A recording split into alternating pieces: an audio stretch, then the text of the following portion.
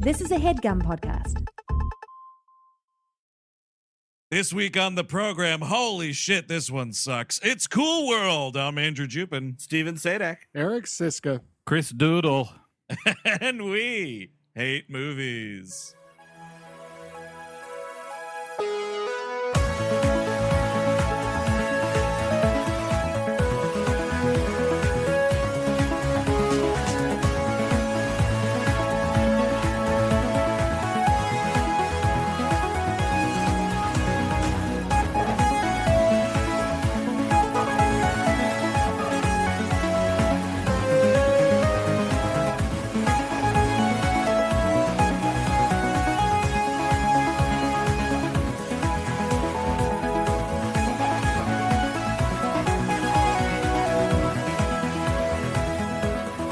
Hello, everyone. Welcome to We Hate Movies. Thank you for tuning in, as always, to what has become sort of our accidental, unofficial Stay Tuned month. This is one of the, I think we said last week, the mother of all Stay Tuned. The granddaddy of them all. Cool World from 1992, directed by Ralph Bakshi. What a fucking piece of shit this is. But before we get to it, we just want to make a note, because if you're listening to this on the day it comes out, this weekend kicks off the Salem Horror Fest, which is going virtual this year, which we are appearing in. Steve Sadak, if you have some info for the gang. Yeah, just want to be clear, we're on the second weekend, but there's a ton of great stuff for the first weekend as well, and there's an all-access pass that gets you everything. So you want to go to their website at Salem Horror Fest, salemhorror.com, and just grab all that info. But we are doing 2 episodes that you get when you get that weekend pass for the second weekend, which is on Witchboard, a full-on episode on the film Witchboard. You get to see us do jokes.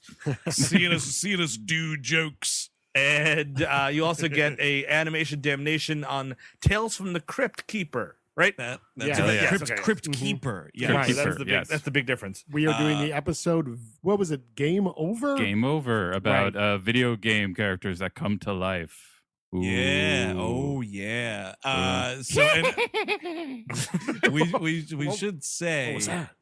We should say that these are pre-recorded shows, so we will not be live. We're not doing a Q&A or anything like that. We laid the episodes down several weeks ago. They were fun as hell.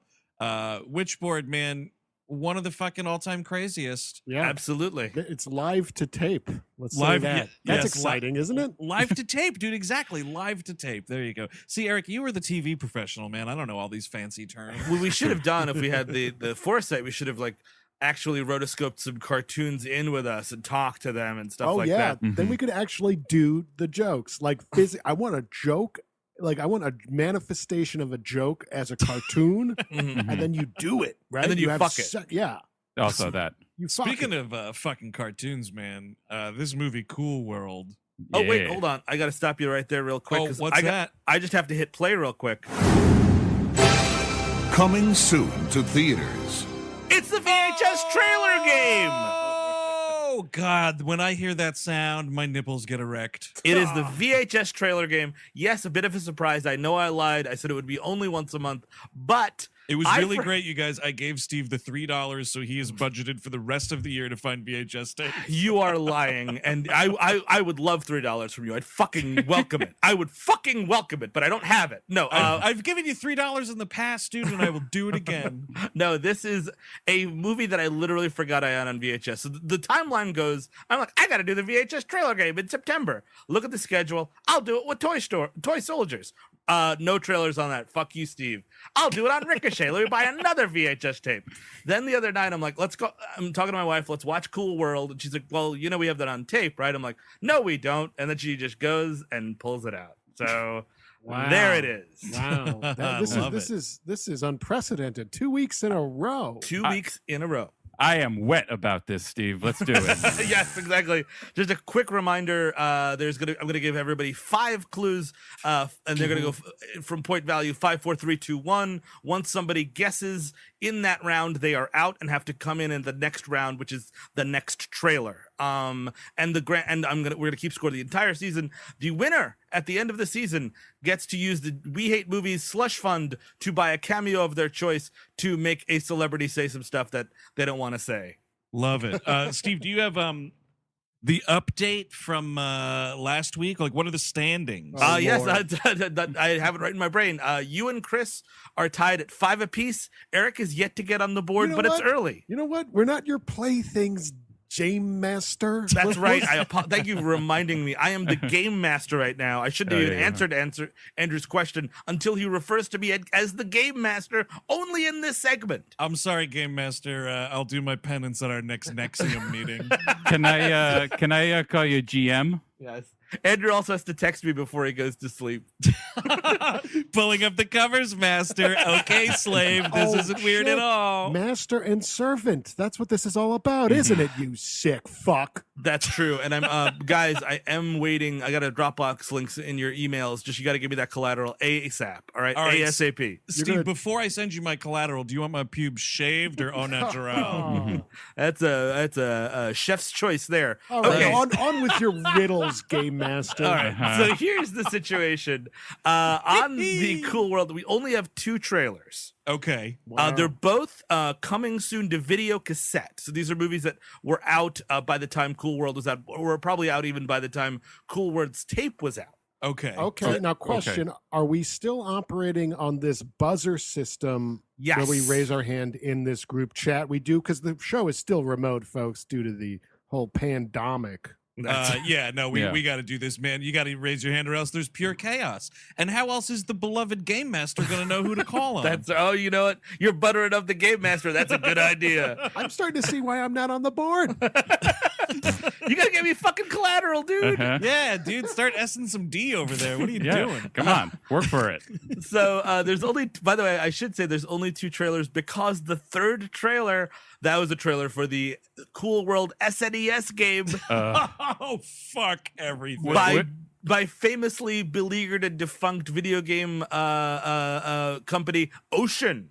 Oh, right, Ocean. I remember that. That game was a nightmare. Oh, you played it? Oh, I played it. It was horrible. It just sucked. It was awful.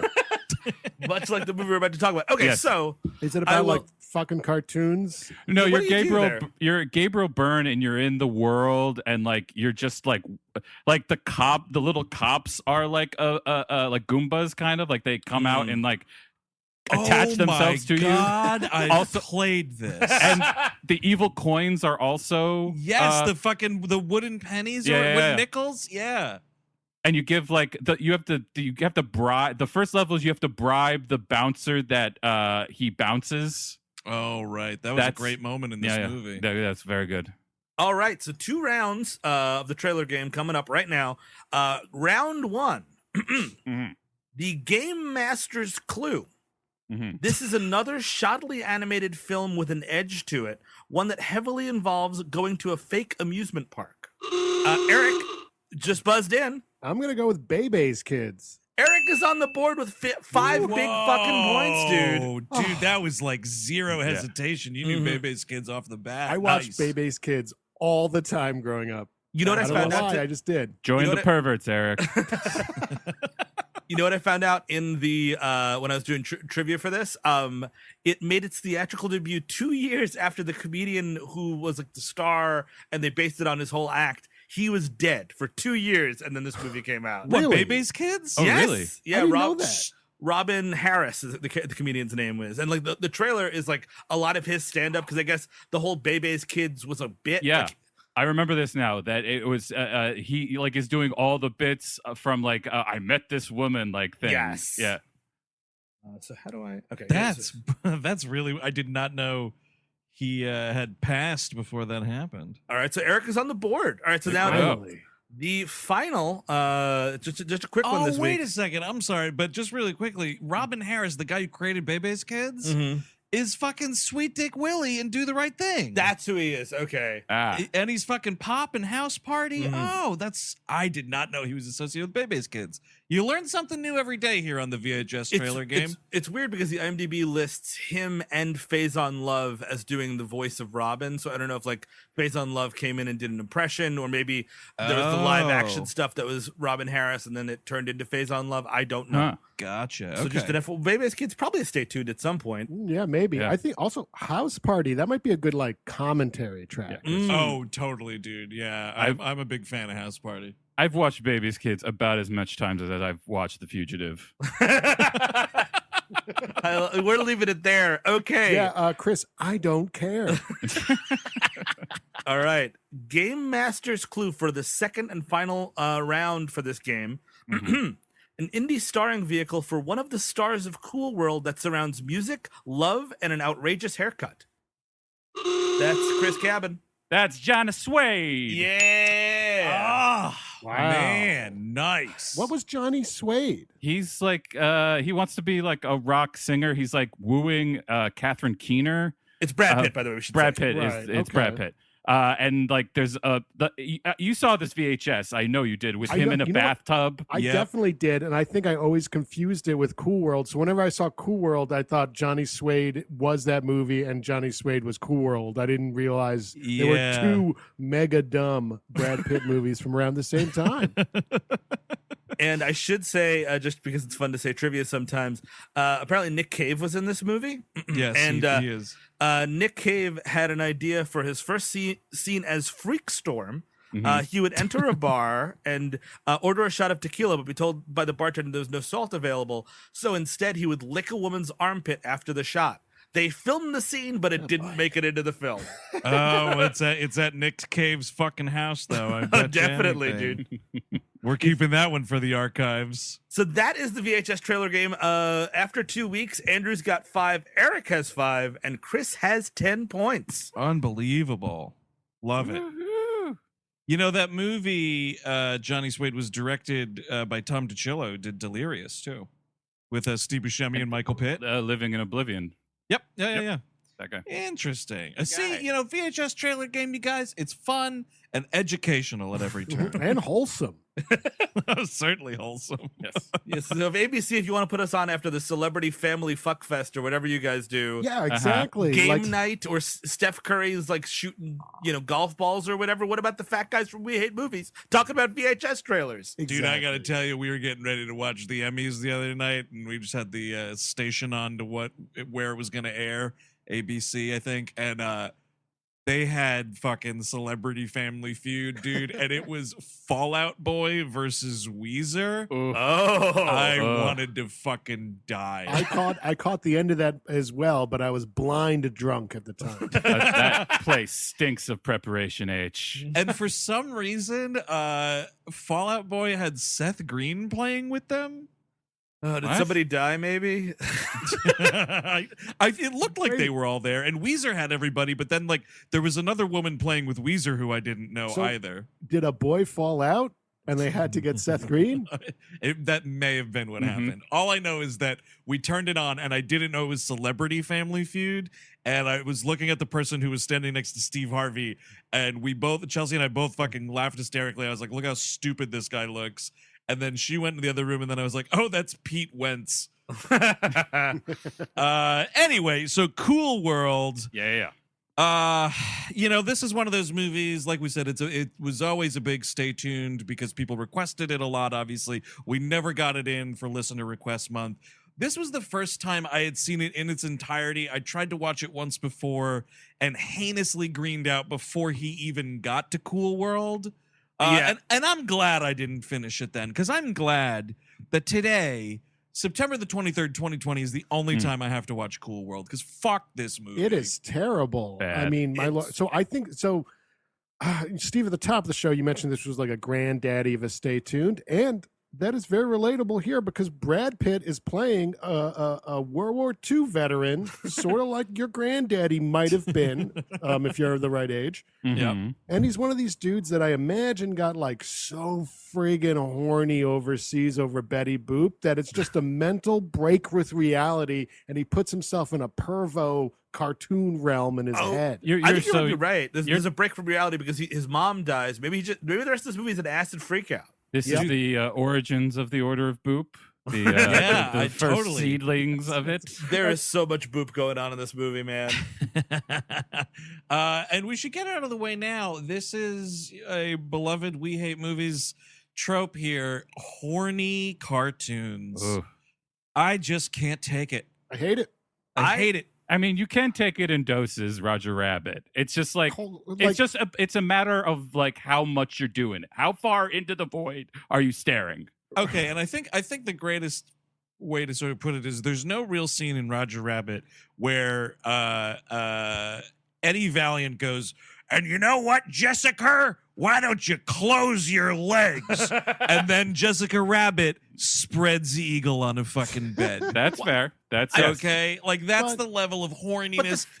The thing about Roger Rabbit is it does all of this, and it does it all so much better. Like, it is playing with, like, oh man, what if there were horny cartoons, but it's just at a level, like, it's obviously super family friendly, but at the same time, like, it's all there if you watch it, and it's just enough. Well, I mean, Eric, and this is not even a shot against the bow here, but you famously are an animation guy, period. Really, right? Kind of not. I liked cartoons growing up. I've always had a problem with your hatred for The Simpsons, but no, he loves The Simpsons. Yeah, of course, you do like animation. It's just like you have some pocket here. Simpsons Movies. is an interesting one to bring up, Chris, because when did I stop liking it? When it started getting bad. Well, you know, I have to say, speaking of that, and whatever, rake me over the coals, boys. But so we decided that our next, like, whenever there's, we're just like while we're eating on the weekend or something, or like, you got 23 minutes to kill. We've just been going past where we always stop with The Simpsons to see how far we can go. And I have to say now, I've seen every episode. Like my whole thing was like I'd seen every episode of The Simpsons from 1 through 10. And then after that, it got spotty. So now we've been going, and I've seen every episode from 1 until we just started 16. Oh wow! And I have to say, as if you watch it as it went, and you're just like, I don't know. I don't want to say it like lulls you into like being okay with it being bad. There are definitely still like there are jokes in it that don't work. There are episodes that are flat out bad, but I'm laughing way more into season 16 of The Simpsons than I thought would ever be possible. And it's weird because I think at least me personally, what I attribute it to is there was a really long stretch of time where I just stopped watching the show. Like somewhere around like starting high school, I just stopped watching The Simpsons. And then when I started like kind of trying to pick it back up, honestly, Steve, I think it was when like you and I became friends at Purchase, and it was like, oh, of course we like The Simpsons. And we tried to watch it, and it was like George W. Bush era Simpsons. Yeah. And I was just like, what is this? What? I don't understand.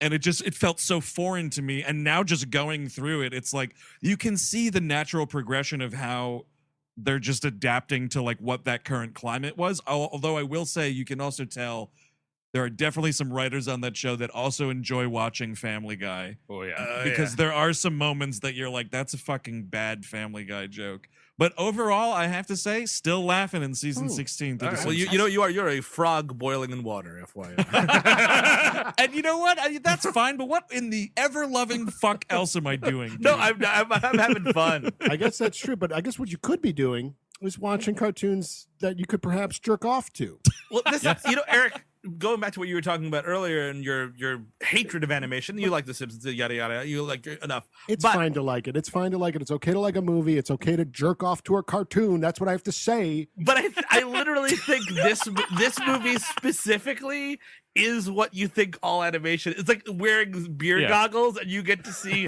what Eric looks at like Batman Mask of the Phantasm is. It's this. This is what Eric thinks Wall-E is. Exactly. All those luscious tits and Mask of the Phantasm. Just look at it. I never saw it. I don't think I ever saw any of the Batman cartoons besides the animated series, which I've only seen handfuls of.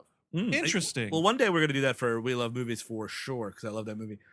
So this movie is about it's a cartoon where it's a half cartoon, half live action Roger Rabbit style movie wherein people go into a cool world wherein it's all really bad animation. It stars Brad Pitt, Gabriel Byrne, and Kim Basinger. So I don't know anything else to say. What's Roger Rabbit like the thing that set this fire off? Because Roger Rabbit came out in like 88, and they were like, Bakshi used to make all these pervert cartoons. Let's get him back in here because this is what's selling. Well, get Bakshi in here, and he got the pervert boom going.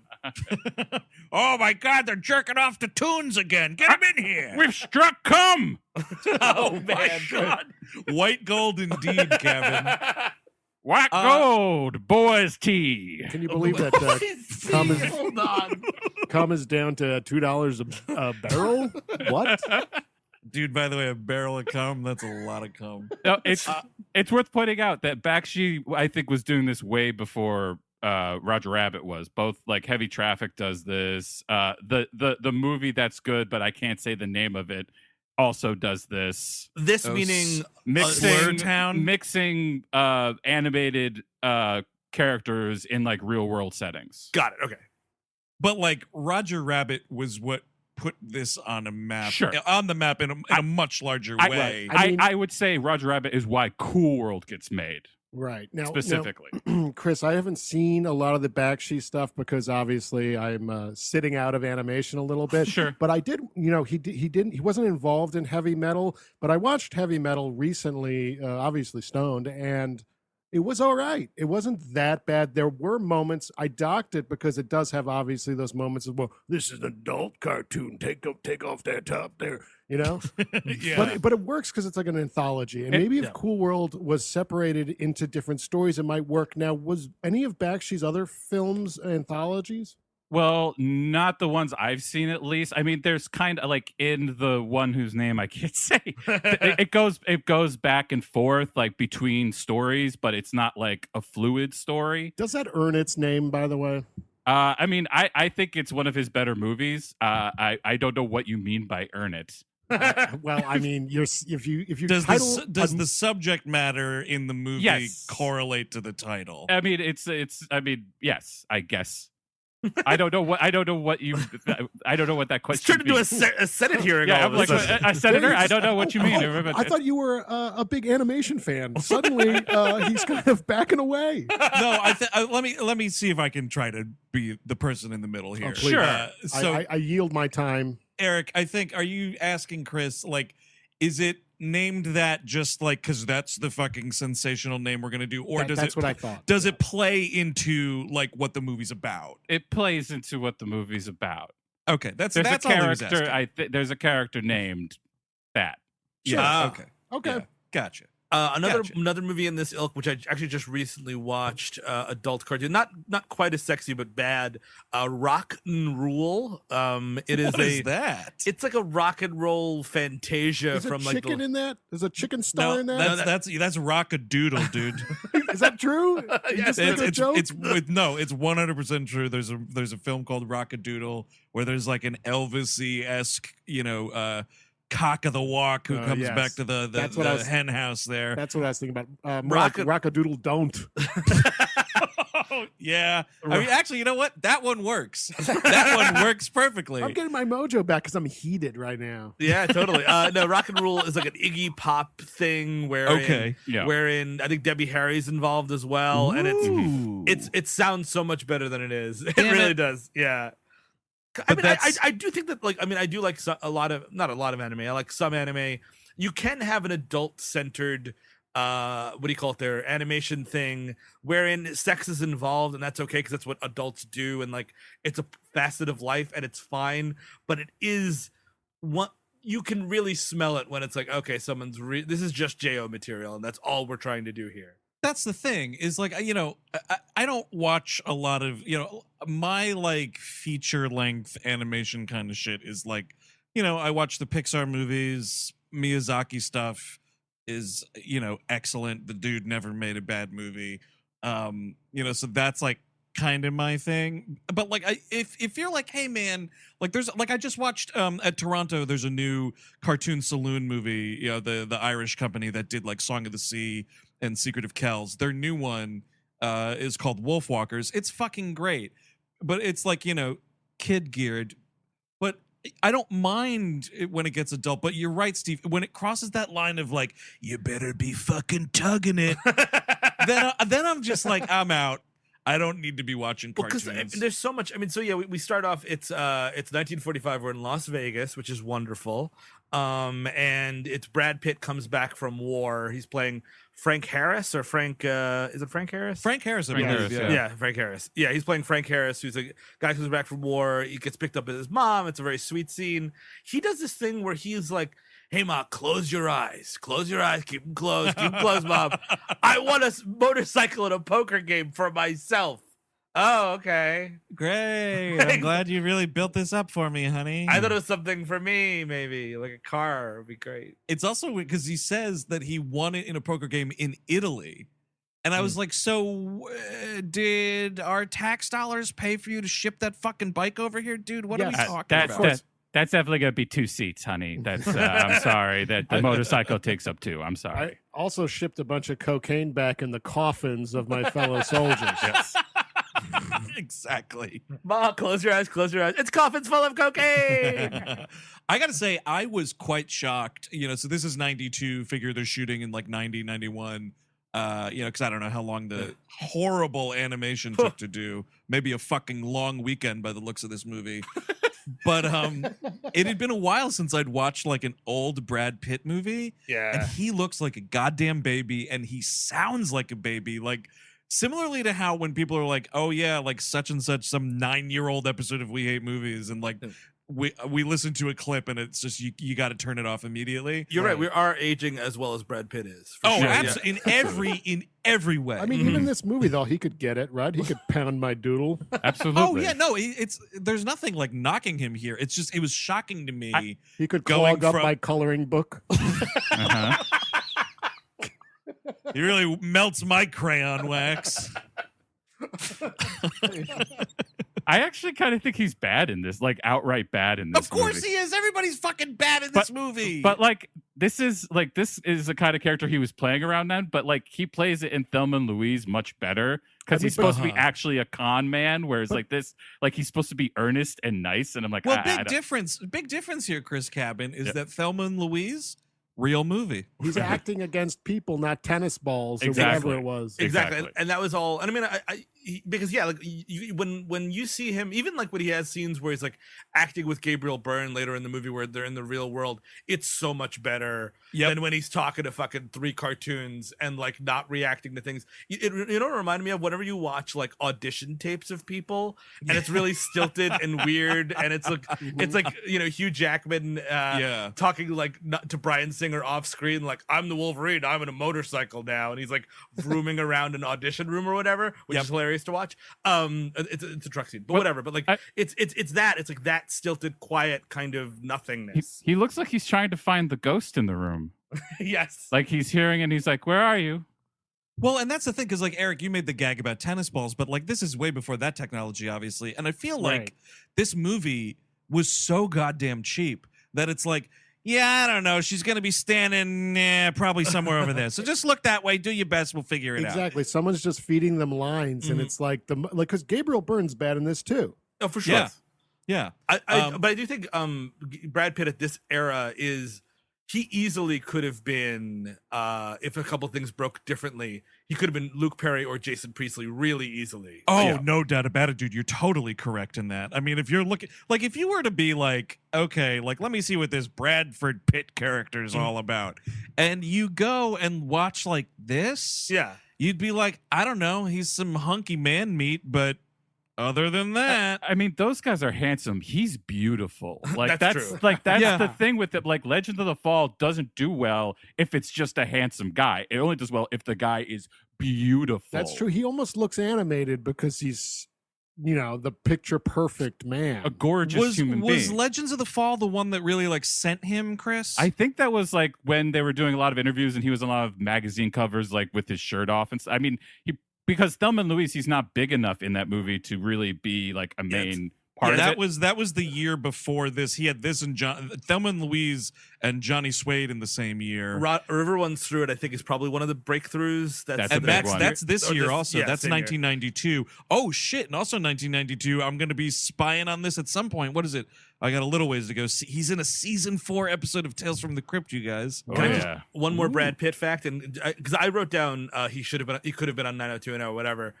He was in a show called Glory Days in 1990 that got canceled. Its mid-season replacement, 90210.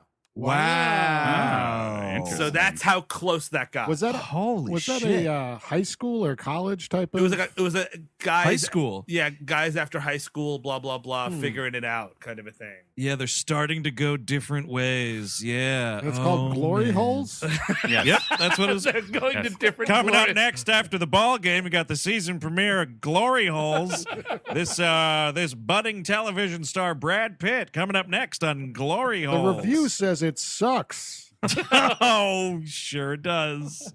So yeah, him and his mom go on a motorcycle ride, and she's like, "Being very careful." He's being very careful, and we're in Las Vegas. There's a big warehouse that just says gambling on it. I love it. Dude, I love this because it's like the fucking creation of Las Vegas is like such a fascinating story. Like I want Ken Burns to do a fucking 12-hour Las Vegas movie, but like of course it was just like a desert town where they went to gamble, and that's why I just love it's like a barn that's like gambling, and then there's a sign out front that's tinier and it's like casino.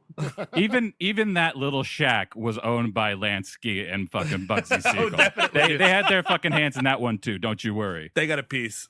And this guy and his mall are going out, and they're aggressively drunk driving. I love it. Oh I my love God. how cartoonishly, if I will, drunk they are.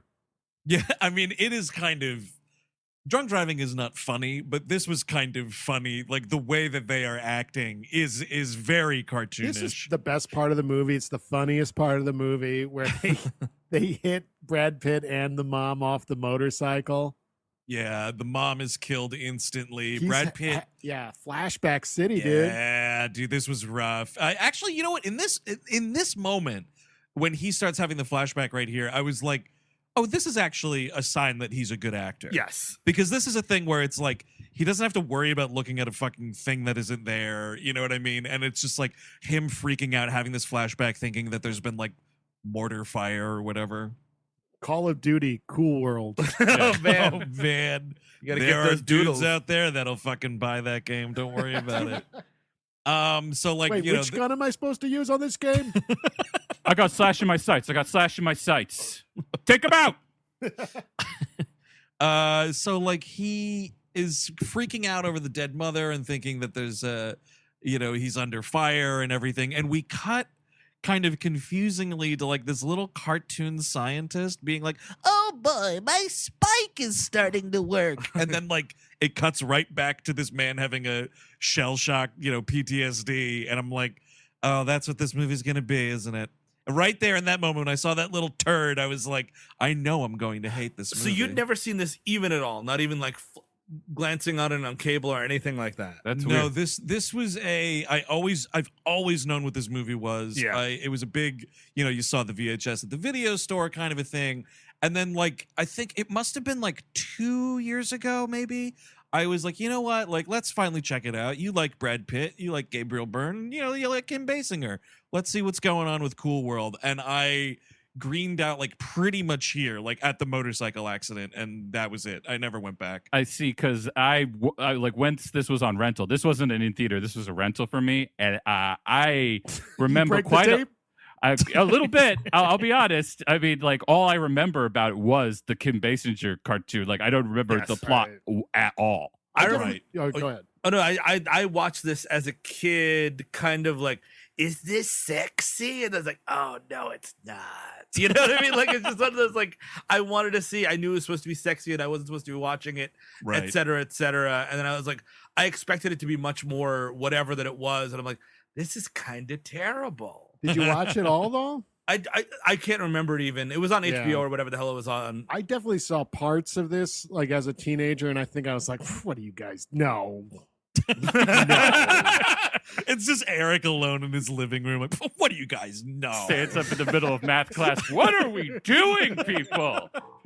Oh, he's having a Cool World flashback. He thinks he's in his living room. That doctor, Doc Whiskers, played by the great Maurice LaMarche, the brain of Pinky and the Brain fame. Yeah. Oh wow! Wow, it was really Maurice LaMarche, dude. God damn. He does, like, He's six looking old voices in here. this one.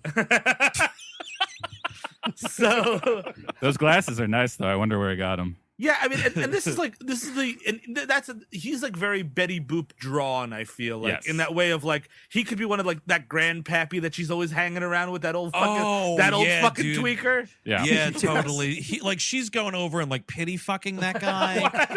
No, it's like fucking Bruce Dern in Once Upon a Time, dude. It's exactly the same.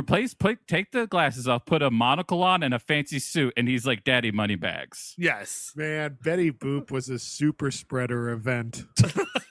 Thinking about all the VDs. She's fucking all these dudes, turning them into cartoons and whatnot. Yeah, it's a pity fuck. She goes over to make sure he's eating right. You know what I mean? Like he's just like, I've been tweaking since Thursday. Like, let's get some food in here. Okay, all right. He starts grabbing her ass. Like, Betty Boop loves me, so that's that. Here's my girlfriend, Betty Boop. Not everyone needs a stuntman, you know. And so, yeah, like he's like, oh, my little spike works or whatever. And then we cut back to Brad Pitt.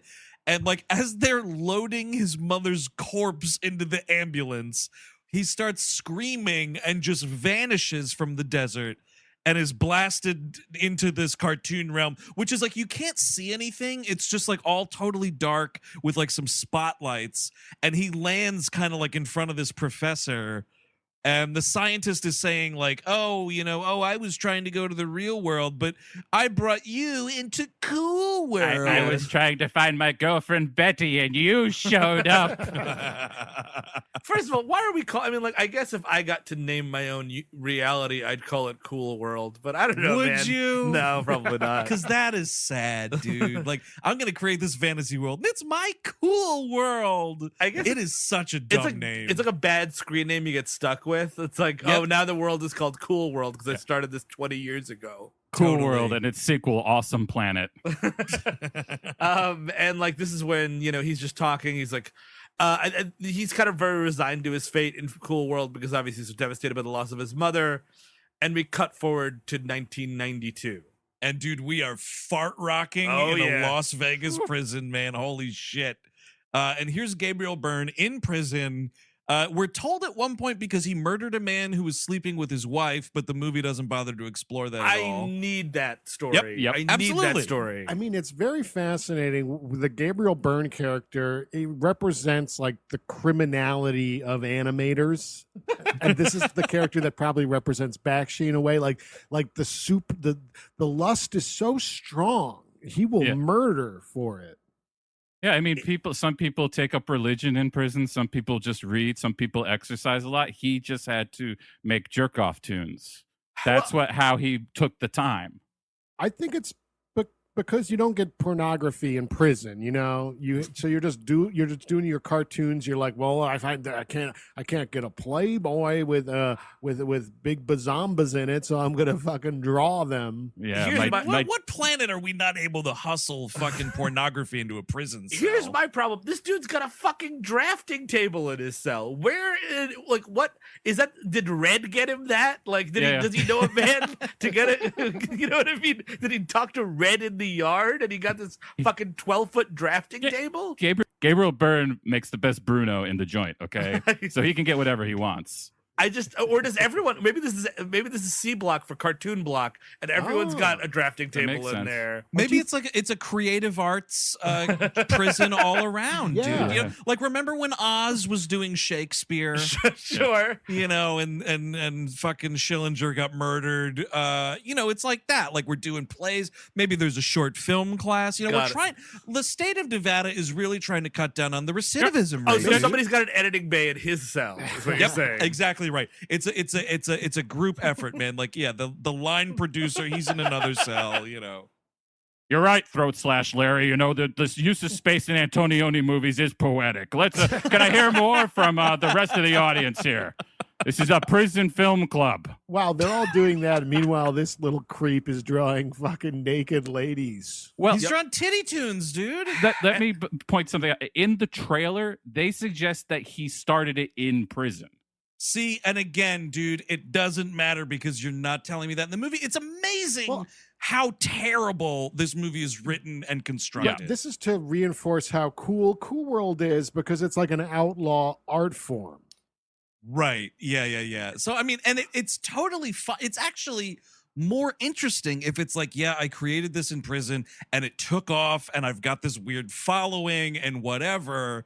But the movie never lets you into like what Gabriel Byrne is thinking. And he's what should be the main character theoretically, right? Yes. Right. Well, that's like when I finished the movie, I asked you guys, I was like, which one of these three actors is the protagonist? Because they're all sort of given equal weight. Like, I understand the movie starts with Brad Pitt or whatever, but like, then there's just a long time until we meet Brad Pitt again in the movie. I think Gabriel Byrne and Kim Basinger at the end of the movie are the losers and he is the winner. And that's kind of where I took my points from. I mean, the start of the movie, you are like seeing Brad Pitt as a human being having come through the war and everything. So it does feel like his narrative, but it does get fractured to such a degree. And then I'm watching him like, wait a second, he's a cop in Cool World? How did this all happen? It would have been maybe fun or interesting to see the series of events that lead him to become a police officer there. Exactly. Or, at least say something about, you know what I mean? Because I thought the same thing. I was like, so what do you mean you're a fucking cop in a world where like human beings are not supposed to be anyway? It's a great question. I mean, I feel like Bakshi probably had all this there before the writer, the Poltergeist team came in, and they're the only credited writers. He's not credited at all. But he originally wrote it? He wrote the original script. He wrote it, and they said absolutely not because it was too violent. And then they got I guess they lifted the characters and the general like premise, and then the guys who did Poltergeist 2, and Marked for Death. Oh Did wow! this script. Now we're talking. And like it's a mess. It's a fucking mess. Well, and also apparently he wanted Brad Pitt and to be Gabriel Byrne's character, and the studio said no. And he also wanted Drew Barrymore to be the Hollywood character, and they said no as well. So I think that's why Brad Pitt gets so much. 1992 Drew Barrymore. That's what we're saying. You know what, Ralph Bakshi? I don't know, man. It's okay. She cartoon. It's fine. Yeah, exactly. This is like yikes. So like he gets out of prison pretty much immediately, and like it seems like he was well liked in prison. He goes back to this dope ass fucking like villa he's got. I love that this house waited around for him, but we should say before he gets out of the clink. Oh, right. Yes. He zaps into Cool World briefly, and he's like watching all these wolves like salaciously look at Kim Basinger's character, like doing a little dance, and then he zaps back out like into the cell. I would love to know how exactly that all works because, hey, great idea. Brad Pitt is transported due to this spike invention that little old pervert doctor made. Yeah. And then later towards the film, that becomes kind of the whole thing that's like, it functions as like in the Super Mario Brothers movie, the worlds are then combining. So there's there's this object that makes this happen. But with Gabriel Byrne, because I guess he's the inventor, he can just dip in and out. Despite the fact that people in Cool World says it existed before him.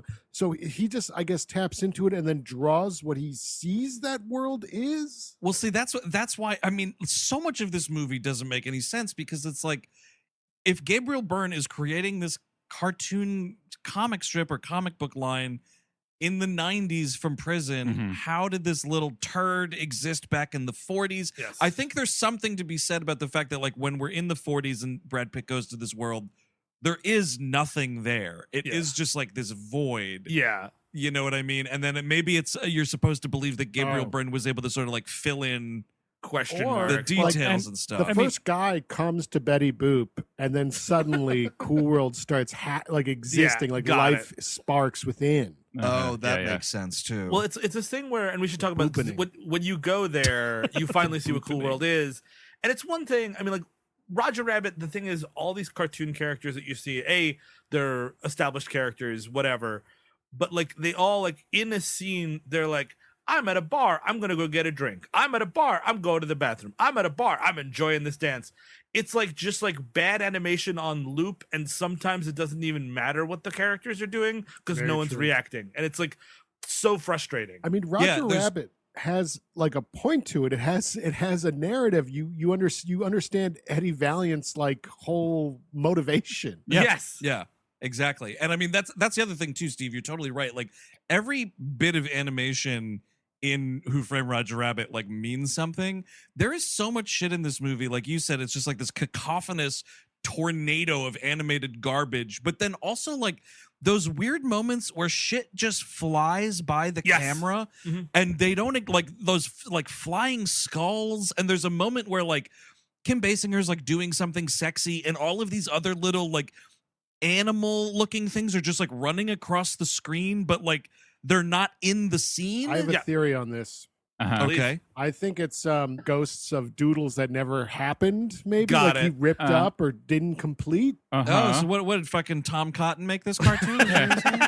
Well, my He question definitely is, jerked off to it. Oh, he certainly did. Look at that guy. That guy gone to Toontown. Look at his face. Dude, that guy's rubbed it raw to cartoons. Tom Cotton, Fucking blister Senator dick, dude. Tom Cotton has jerked off to cartoons, America. But he's not doing this. Is softcore to him? He goes to deviant art where the real yeah, stuff dude. is. I bet he likes like Muppets and shit too. You know? He Yeah. no, probably it's like, oh, it's Lois and Chris and they're fucking. Oh, it's he's fucking his mom. Egg. Well, yes, I have to say that my favorite erotic film is Meet the Feebles. Tom Cotton.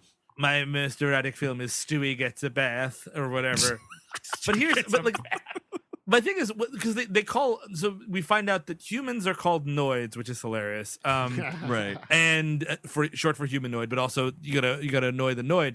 But You gotta avoid the noise. avoid the noid At all costs. He annoys you. Yeah, He's gonna ruin your pizza, man. I don't know. Did he ever? When's the last time the noid ruined a pizza? You think?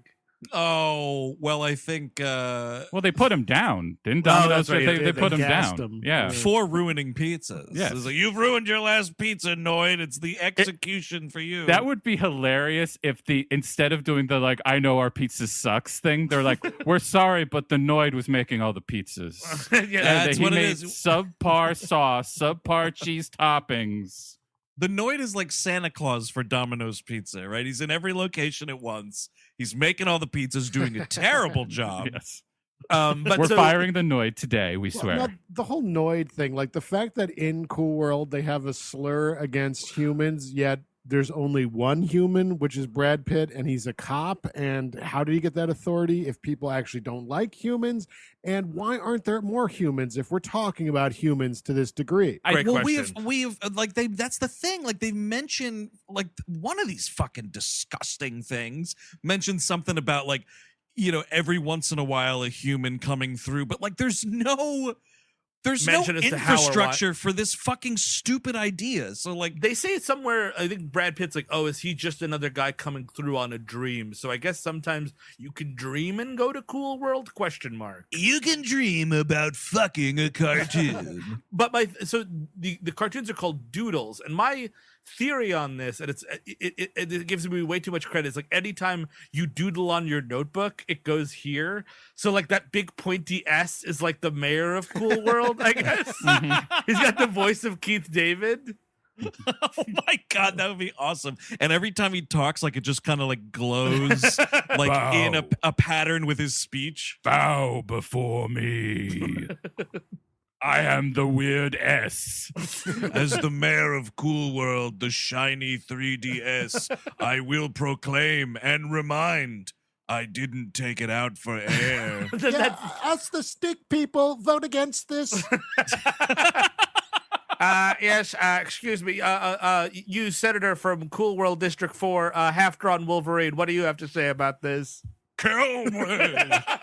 I don't want to live like this. And I name my lieutenant weirdly skinny Homer Simpson.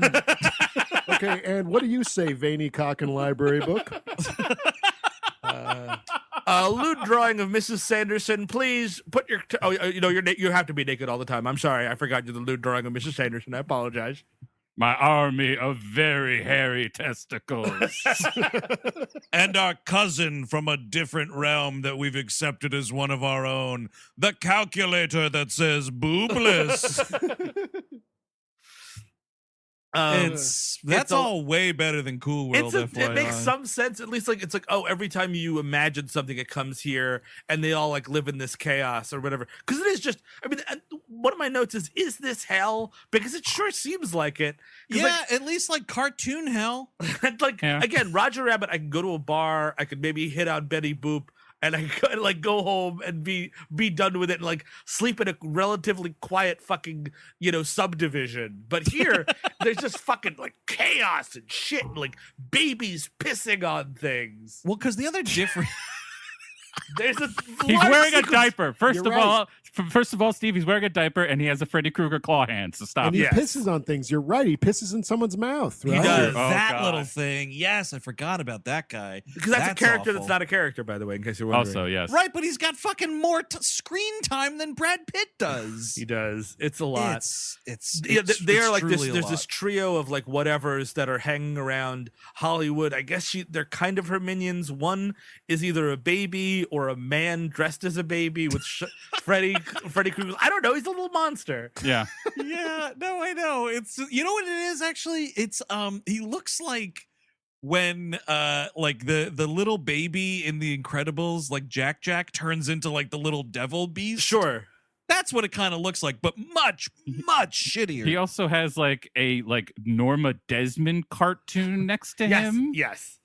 Yeah, she's like she kind of reminds me of very specifically when Eddie Valiant goes to Toontown and there's that fake Jessica Rabbit that wants to fuck him so bad. Oh yes, she kind of reminds me of that, like and there's a cartoon trope of that, in those old Tex Avery's whatevers. I also, Absolutely. by the way, I have seen his Lord of the Rings movie, and that is also Nazi propaganda. Is it really? Is it? Well, I don't know. It's just crude, man. I just can't get into his animation style. I wish I could. Eric, I wish I can't. Eric has also called Bambi Nazi propaganda. So I mean, this is all. I mean, out. fucking Walt Disney. It's not that far, Yeah, dude. no, pretty close. See, that's the dilemma of the animator, and there are great ones out there, and and I do like some animation. I was playing it up a little bit before, but there's something that, I mean, I think this is an artist thing in general, that you can veer to a really weird direction, and with a medium that is primarily associated with children, it's just off-putting to me. Sure. No, I think there's a lot right there, but there's also a lot wrong. Well, But it's also worth mentioning that, like, with the exception of some animes, the attempt to make American adults animated films has been a failure, abject failure. Because it goes to edgelord town pretty quick. Yeah, and that's, Sausage Party also sucks.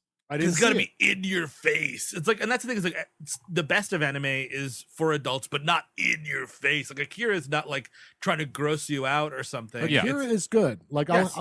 there are anime that I have watched, and I was like, oh yeah, that's pretty good. But as much as like Miyazaki is like family friendly, I mean that shit can be appreciated on an adult level. Oh sure. And it's beautiful. It's incredible filmmaking, and at no point are you like, wow, he's trying to be extreme. I mean, that's the gold standard there, because it's like, I don't want, like, hypothetically, I don't have any children, but if I had a child and they walked in on me watching a cartoon, I would pray that it was adequate in a moral sense. Zero tentacles to be found. That's right. I always got aroused by the boar dying in Princess Mononoke. Am I alone in that? Oh no, I feel you on that.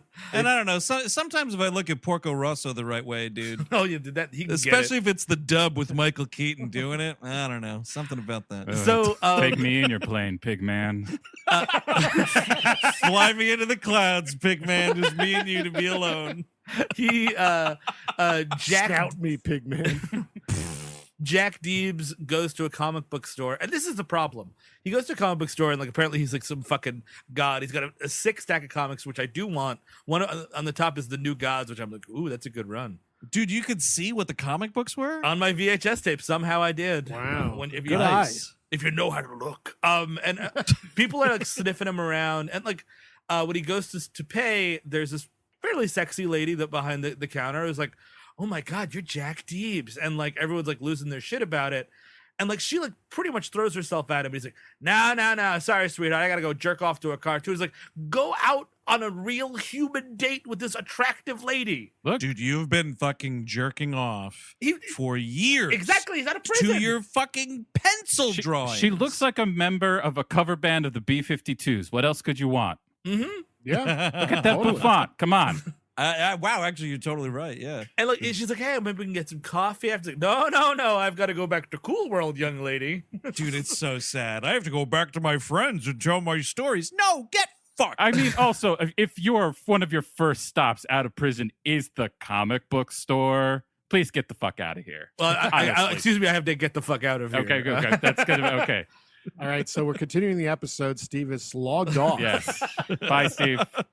I do love the rude prick in this comic I book love store that, like, when everybody, like, he's signing stuff. And you know the thing about it? This guy fucking ruins the whole thing. Because, like, I feel like part of it was like, and again, this script is terrible and they've cut this thing to ribbons, so it doesn't make any sense. But I think part of it may have been like, I'm going to go to the comic book store, so I'm going to try to sell off some of these things, maybe get a little dough. Yeah. While I get back on my feet and figure out my business with my Cool World comic. That's the other thing. We don't know like how it's published. There's no manager character. We don't know what's going on there. But so I think that's why he's there. And it's this kind of nice little moment where they're all fucking S and his D. Like, sign my comics. This is great. Oh, I'm such a fan, blah, blah, blah. And then you get this asshole.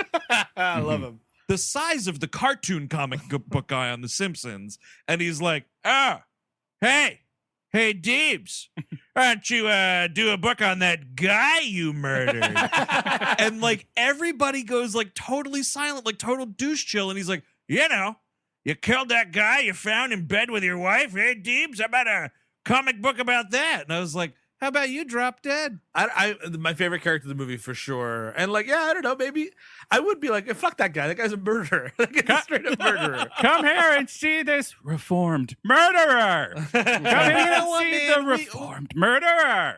We wonder why there's so much recidivism in this it's true. country. You know what I mean? It's like, here's a dude, fucking stand-up citizen. He paid his debt to society. Who knows? Could have been a crime of passion. That sounds like a Tales from the Crypt episode, by the way.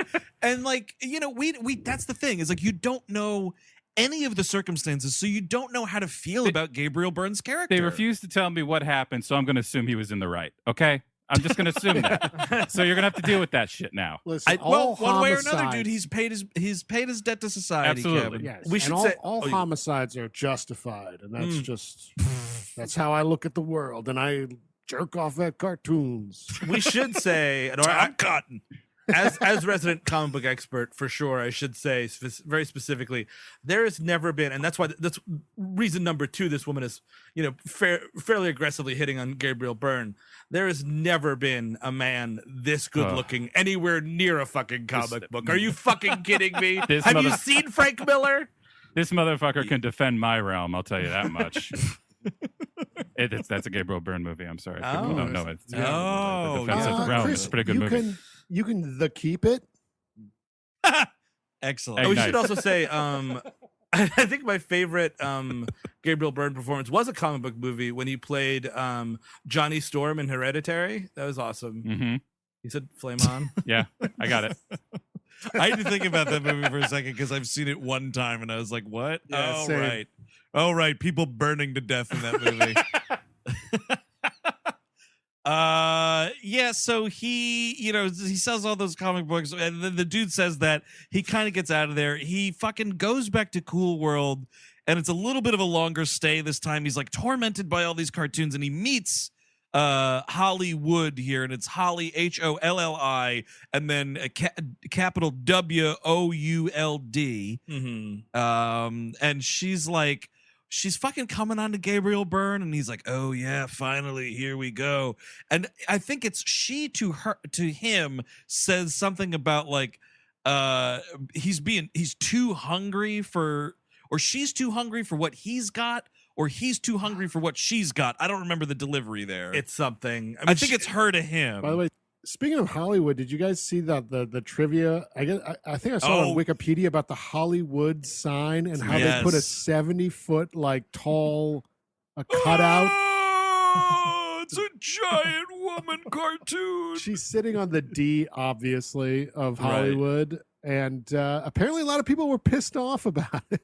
Yeah, I can imagine. I'm just trying to drive home here, man. Can I not think about Cool World? Thank you. Yes, stop reminding me about how I don't want to see Cool World. Thank you very much. I mean, this was a box office bomb, right? It opened in like sixth place, and it was like Awful. half the.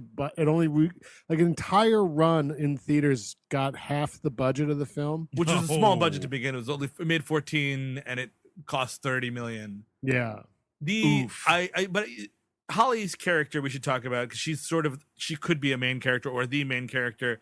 She's aggressively horny the entire time. Mhm. And the first thing you really meet her after the dance scene is like she meets up with Brad Pitt, and Brad Pitt's like, Holly, I heard you hanging out with all these noids. You can't be doing that. And she's like, I want a fucking noid really bad. That's all I want. I want to be real. I want to be Marilyn Monroe. That's part of it too. A big part of it, rather. Well, yeah, she says to him in that scene, like, "Oh yeah, I'm dressed as Marilyn Monroe from I don't remember what movie it was." So yeah, it's Let's like make she's love. like, yes, you're totally right. Thank you. And it's like, oh, this is the exact dress she wore in Let's Make Love and blah blah blah. And it's like, all right, I get it, Bakshi. You want to fuck Marilyn Monroe? Okay. Join the club, buddy. Thank you. But yeah, so there is that weird thing where Brad Pitt's like, yeah, there was a report of a Noid alert around here or something like that. Era, I've been shot, and now I've waken up in Cool World. I'm the president, JFK. I pledge to you, people of Cool World, I will be a great cartoon president. Oh, she don't want to fuck me because I'm a cartoon now. Oh, yay. It's pronounced cartoon. Hi there. I'm JFK's exposed brain. How y'all doing? Oh, my God. But I mean, I mentioned that because, spoiler alert, at the end of the movie, Brad Pitt dies and then can go into Cool World anyway. So, Oh, my God. I'm Ted Kennedy's girlfriend.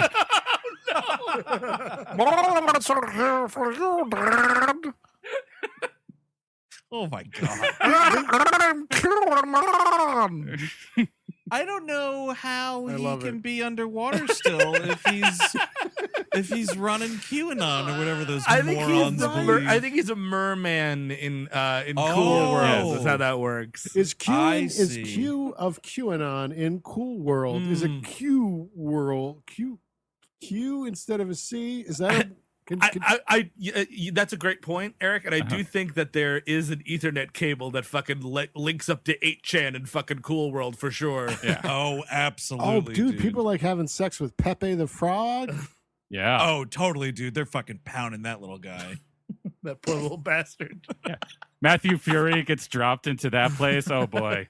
Dude, that is Cool World with Matthew Fury, and it's just him and a bunch of fucking Nazis. Oh, Who is oh, Matthew man. Fury? He's the guy who created Pepe the Frog. See Feels Good Man on Amazon. Rent it. It's awesome. It's a I've great been documentary. meaning to check that out. It's a is great it documentary. worth? It's worth a goddamn. It's Oh, yeah. really worth it. It's really good. Because I admit I didn't see the trailer. I have not seen the movie, obviously, but I just saw that was a thing, and I was like, absolutely not. No, I mean it's about this guy that made this really cool, trippy cartoon. That's actually quite 'Cause funny. It got hijacked by the Oh, alt-right. I Yeah. forgot it was it did not start out. Yes. Okay. All right. Interesting enough. And it's a really actually good, if you're wondering what that whole thing means, Precisely. it's very good on that front. What do you mean if that Like whole thing? Pepe memes and like all the, like how where, it's, where it started and where where it started. goes. Because Oh, they I go- and mean, why it was I- picked up. I'd be just as happy to see a documentary about those people burning in hell. But sure, maybe I'll check out the origin of how he became a It meme. would be great if there was a documentary of people burning in hell, so we could get some finality. Hell exists, I guess, but their lens is subjective in what they're showing of hell. Eric, excuse me, we have had this discussion. Yes. We know Yes. that there is recorded audio from hell. Yeah. Dude, Art Bell told us about that. Was that in Russia? There was like a It was hole in- in the ground where people were Yes. screaming. There was Yes, no, that's so this is so sidetracked, That was but it's just a Russian prison camp. That's all. It's just Yeah. underground. The only thing we can talk about is cartoon tits. So please talk about a fucking Yeah, hole do in whatever Russia you where like. people don't know there is hell. No, so there was a traveling short film package from this 2020 Sundance Film Festival, and so I played the program, and one of the shorts was this documentary where the Soviet Union and the United States got into a different kind of Cold War situation over who could dig the biggest hole. And so the Soviet Union was really going hardcore, like digging this hole, and they got to a point where they Charles Bronson in The Great Escape.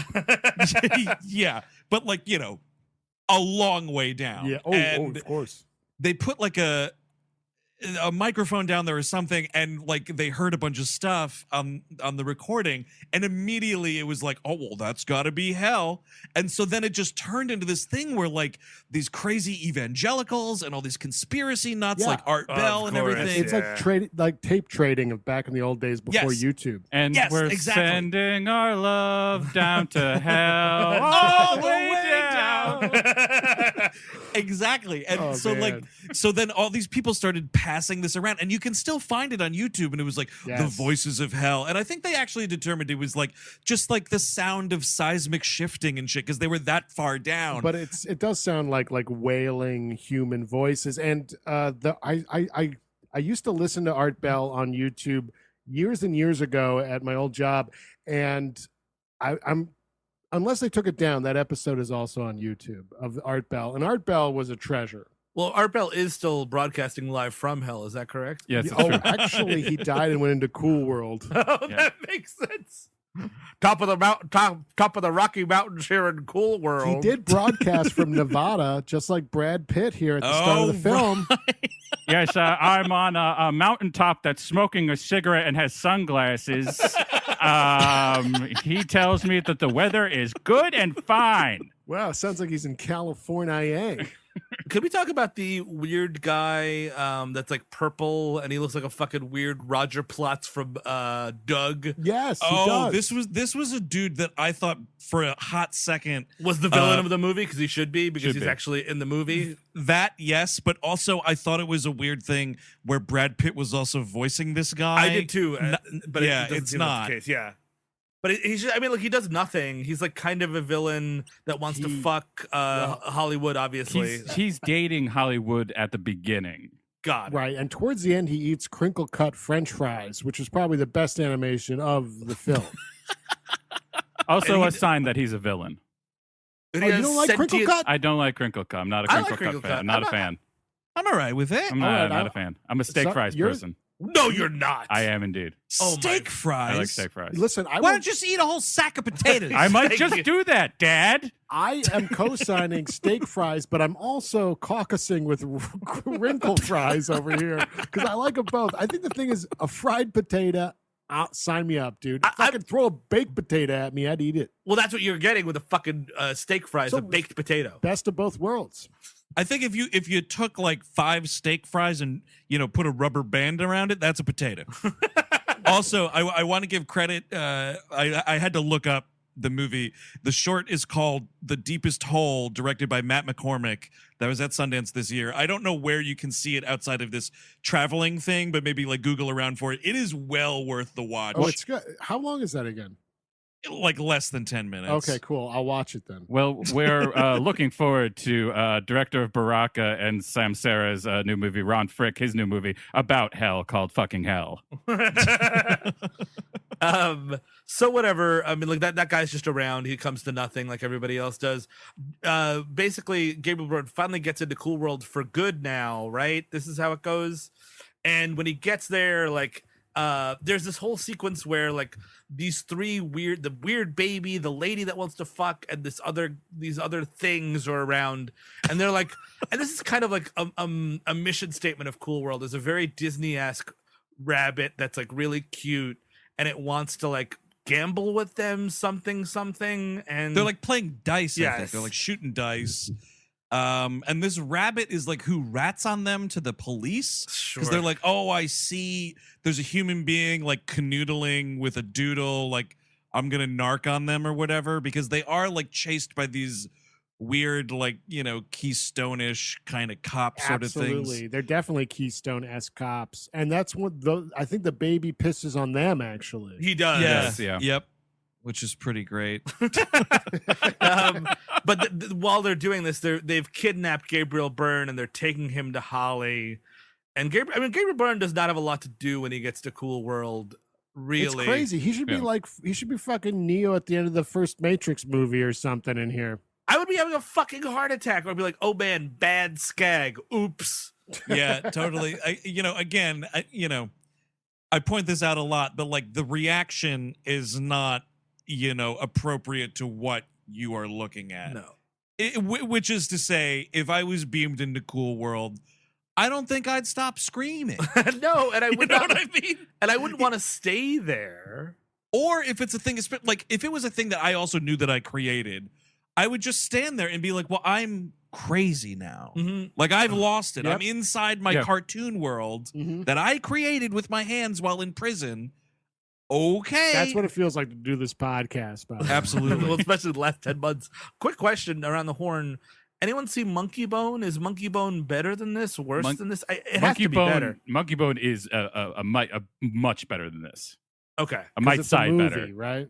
I mean, I haven't seen that since it was released. I think I saw Monkey Bone in the theater. It's a movie my wife really loves. It's the guy who did Nightmare Before Christmas, I think. It's Yes, his- Henry Selick. Yeah. Yes. Is Chris Kattan in that? Yes, he is.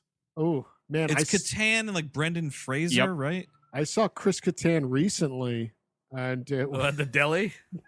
no, he would. There was They a cut your sandwich the wrong I way. think Hey, it's Catan, over. stop dancing and fucking cut my sandwich. Was he protesting the governor of Michigan? yeah, Mango. You forgot the mustard. Oh man. The unfortunate thing about Chris Kattan is all of his SNL characters don't stand up to the light of day. today, right? No.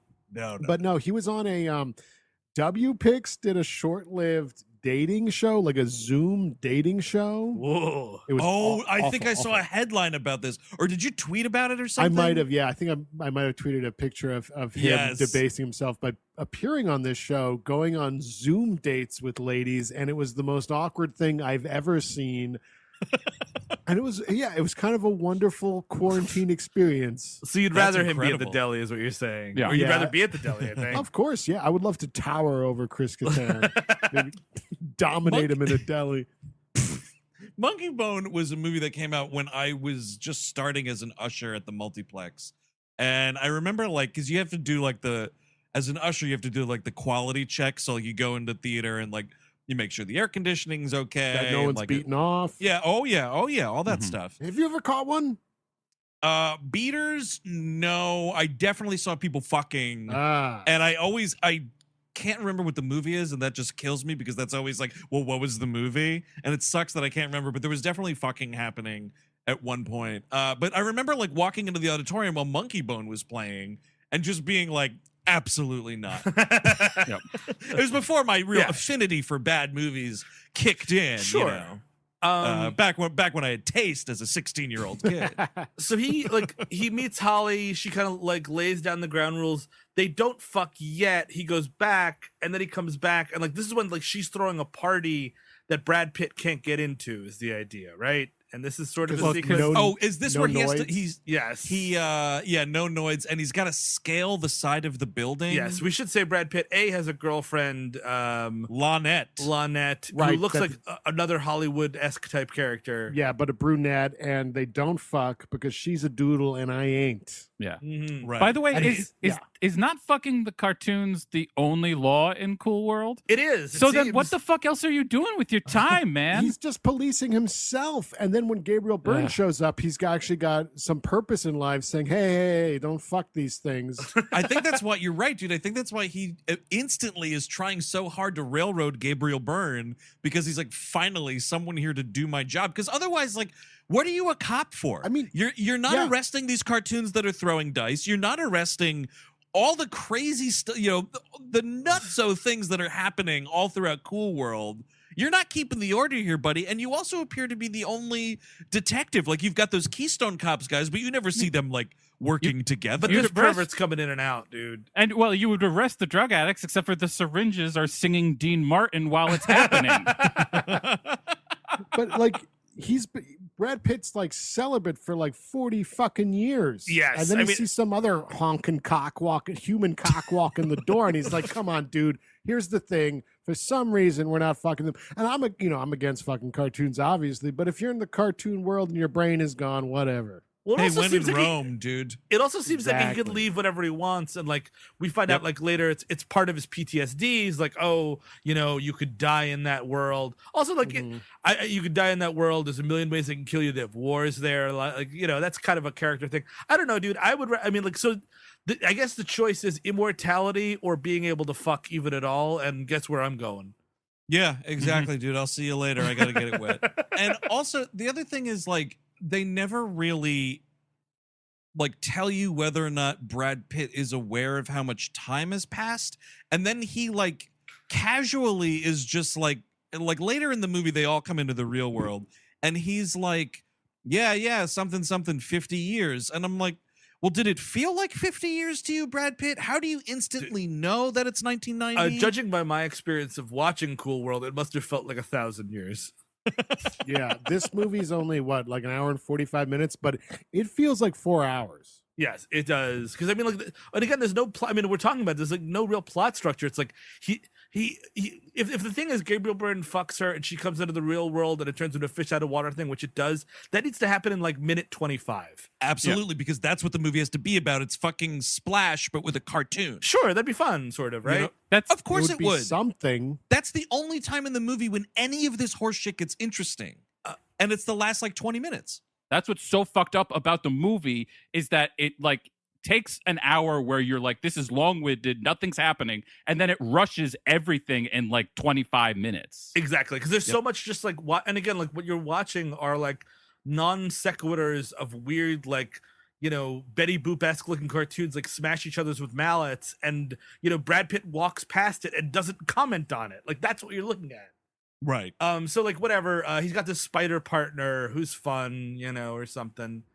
He's like a nervous spider character who also has gotten it wet on the past. He's like, hey boss, remember, did I ever tell you about that time I had sex with that woman? And it's like he does say that a couple I missed that line, dude. Seriously? He says, oh, I had sex with this hussy or something like that. Oh, something. cool. Yeah, it was a really cool world, man. I had sex with a lady. I didn't respect her.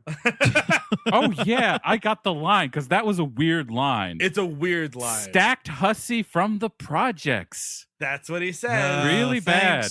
Thanks, everybody. And I'd be like, That's you know what, fantastic. Spider, let me remind you that I haven't had sex in 50 years. Looks so like you know the what, dude? spider's caught himself a couple flies. I would love it if that's what Nails like is Nails is the spider character. Thank you, yes. And he's talking with Brad Pitt. He's like, yeah, I had sex with this real woman from this, and you know what? I destroyed her world. I destroyed the whole world. It enveloped in itself. It turned into cartoons and then died. And now I found a new life here. And it's not so bad. But I would definitely say no on fucking humans. I laid eggs in her sack. Or, Oh my God. it was weird. I had sex with this woman, and all of a sudden, here I am in suburban Maine, and there's all these little kids running around me, and here I am. I got to turn into a clown. It's a real silly situation. I gay bash people for no reason, I guess. That's The second guy movie. who voices this Sparks character is an actor named Michael David Lally. Same year, he's credited as playing a detective in Basic Instinct. But year before that, we saw him in previous episode, The Rapture. Ooh, well, Sparks is not the spider. Oh, I thought it was. Oh, I'm That's sorry. I thought it was Nails. Sparks. Yeah. Sparks is the Oh. purple gangster. Yeah. Oh, he's the perfect guy. Oh, I see. The great So- Charlie so- Adler is Nails, who does the voice of Oh, tons of stuff. Yeah, he's Starscream, and Transformers. all sorts of stuff. So yeah, he's the great Charlie Adler. We call him. Gotcha. And Yeah, that- serious, real deal voice actor. And that's if I was going to say one thing I like about this movie, I like Nails. Yeah, he's fun. I think that's a fine little character. It's a fun looking character design. Like he's got a trait. You know what I mean? He's Yep. nervous. You know what I it's mean? a thing. It's a thing that you can look at and you can say to yourself, like, all right, he's like a little spider guy and he's got a hat on, and it all fucking makes But sense. the reason everyone likes him so much is he's like not hypersexualized despite some dialogue. Precisely. Yeah. Because again, like Holly, every second she's like, I want to get fucked. I want to get fucked. I want to get fucked. It's just Am I wrong? annoying at that It point. is- Somebody fuck this lady. Well, because so like but long- cartoons can fuck other cartoons, right? Yeah. yeah, left and 100%. right. Mm-hmm. Oh, I don't know, man. So fucking get over your Gabriel Byrne thing and go fucking. Well, she wants fuck to be a something. real girl. It's a very like Pinocchio-esque kind of situation. Right, and Gabriel Byrne's able to provide that by fucking her, coming inside of her, and then the human DNA mixes with toon DNA, Well, that's and my she question. becomes a real person, right? Cartoon DNA. That's my question, because like Brad Pitt's got this girlfriend. He even says the very vulgar line, "I'm like a plug without a socket," because they can't, because she's like coming on to him, she starts to kiss him, which is apparently okay, but like, I can't, baby, I can't. I'll destroy the reality. It's like, so like, are hand jobs okay? Could he like jerk? Yeah. Could we do a thing where like he's jerking off on this side of the room, she's doing stuff on the other side, we're having fun? Can he watch her fuck that spider? Yeah, see, that's the thing. Can there be cucking going on? Yeah, Jerry Can there Falwell be- Jr. Yeah, exactly. Like Brad Pitt gets really drunk, falls on his face, and then watches her get fucked by some other guy. Or, is hand stuff okay? Mutual masturbation, cross the room masturbation. What if she jerks mouth him off in stuff? one of those big Mickey Mouse gloves? Oh, see, that's like Cool World condoms. Yeah. And then like you do it in like a Dexter room just to be careful. Like you put sheets all over the everything. So you get all the DNA Yeah. and you can throw it all cleanly in the garbage. You can nicely fold it all up with all the fluids in there and burn it, as Eric says. And they like, so like blah blah blah, like there's a long sequence where scaling up this building, comes to nothing. They kind that of shit all looks terrible, by the It way. does. As much as I love Brad Pitt, and again, you're only working with what you got, but like him faking scaling this building is the dumbest he's ever looked in a movie. The sets, such as they are when it's not, when humans have to interact with cartoons, it's actually like cardboard painted to look like a cartoon kind of a thing. And boy, it looks like shit. It does. Even on my VHS, I could say, wow, this looks like shit. Here's a question: why does he have a real world car? Maybe he sent away for it, or somebody came there and died. Did he win that in a fucking poker game in Cartoon Italy? Against Lando Calrissian. Because like he has this, like all these inconsistencies were driving me crazy. Because he's got a real actual car, but then he's smoking cartoon cigarettes. That cartoon cigarette looks fucking ridiculous. Maybe It's so those bad. don't give you cancer.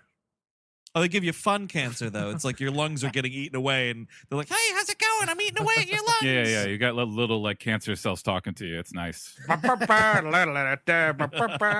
all like running around your lungs. They're playing your fucking your bones, your rib cage as like a xylophone. Sure. Yep. Your lungs talk like the cowboy bullets from Roger Rabbit.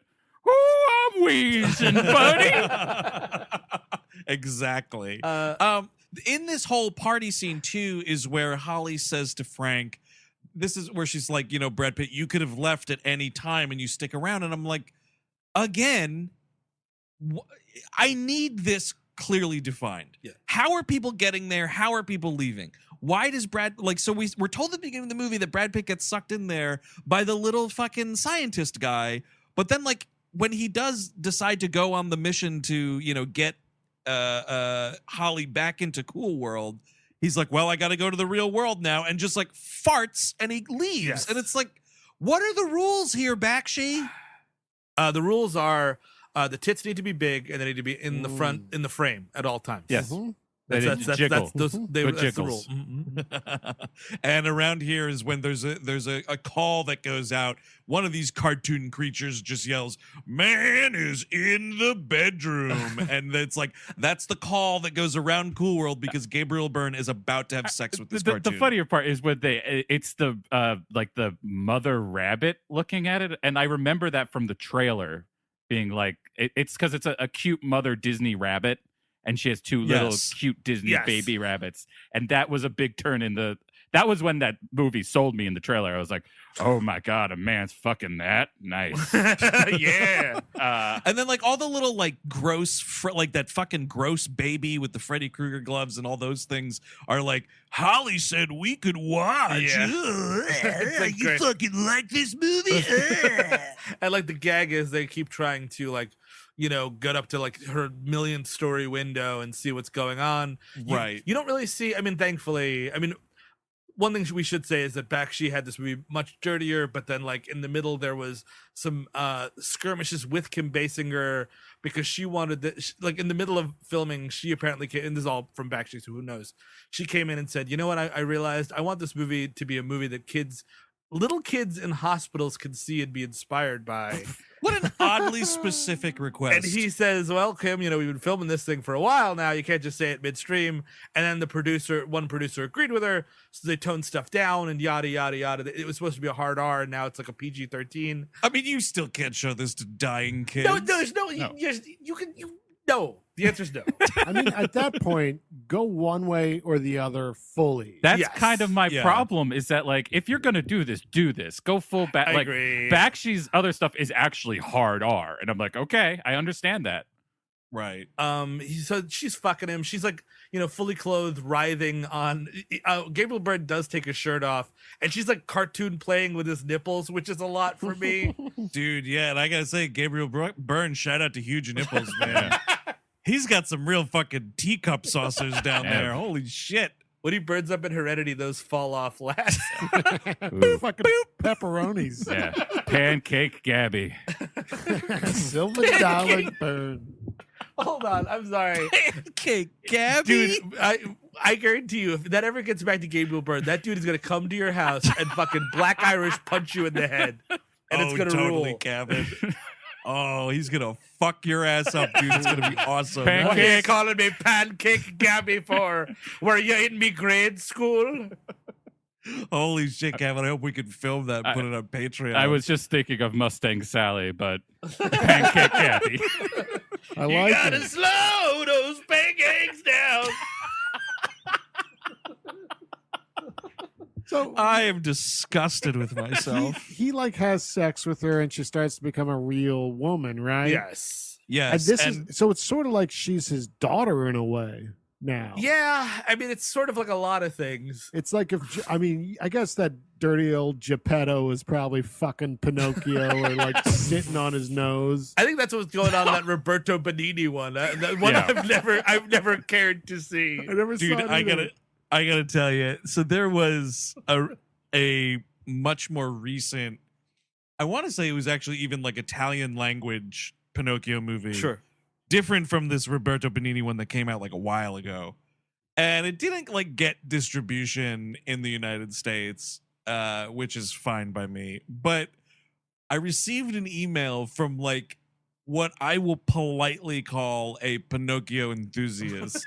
Uh-huh. Who fucking wanted to know if we were going to play this movie because he had watched all of these different versions of Pinocchio. He loved Pinocchio. He had Oh wood my for God. this. But yeah, he did, dude. And it was just like, no, we're not going to play that movie. Now we were thinking about it. Now we're definitely Yeah, not. now it's definitely off the table. I don't want because you- I don't want to clean cum off the back of a seat where I work. Did you know that the other, I think the one you're talking about, the 2019 one, Yes. that also has Benigni in it as Geppetto. Oh, does it Oh, really? yeah. Oh, dude, Because he's been Pinocchio. Yeah, Yeah, he he was played Pinocchio, Pinocchio. in 2002. So that was like in Italy. That's probably like their Avengers or something. Yes, exactly. Like this is the biggest movie ever. All right, and now like 15 years later, guess what? Pinocchio is now Geppetto. Pinocchio meets up with Asterix and all the Vikings. all the Italians. Yeah, it was one of the creepier emails I've received in my career. So she's real now, and welcome to the real movie. Kim Basinger, obviously, she'd been doing the voice, and I think I don't know, like 'cause it's very clearly rotoscoped. A lot of the like her and the other woman that you see are like very like Snow White looking, like which is rotoscope not animation. bad. No, I yeah, think the rotoscoping is kind of cool. I think I know it's not. I guess it's not Bakshi, which surprised me today. But I always thought heavy metal was, but it's not. yes. And they do lean on rotoscoping in there as well, and it's kind of a neat effect. It's I mean, I'm kind of curious. I mean, like again, I'm curious about like, did Kim Basinger do like the stand-in work or not? Probably not. I'm gonna guess just from whatever, you know what I mean. Like, I'm gonna guess no. Also, But it seems like let's take up as little of Miss Basinger's time as we can with Cool World. hey Kim, are you still filming Cool World? We've got dinner reservations in 5 minutes. Hey, that's something I had a thought of, Steve. That's so funny. Like, So were they married in 1992? I believe so. I think that's Didn't they So- meet like a year before on the Marrying Band or the Marrying Kind? I forget what it's called. Oh, I don't know. But my question I had when I was watching this movie was like, oh, 1992 this came out. Did Alec Baldwin attend the premiere I think of you, Cool you World? have to. Dude. 100% he did. Oh, we gotta walk the red carpet. Great. You know, for Cool World 2, they should get Tom Six, Dutch director, to tackle the project. Is it crazy to say cartoon centipede? Yeah, it is Well, crazy, but Tom no. Six might be the visionary. Dude. Here's the thing. Tell me if I'm way off base here, but I think I personally would rather watch the Human Centipede again than watch Cool Yep, World. without yes, a doubt. I could strongly say yes.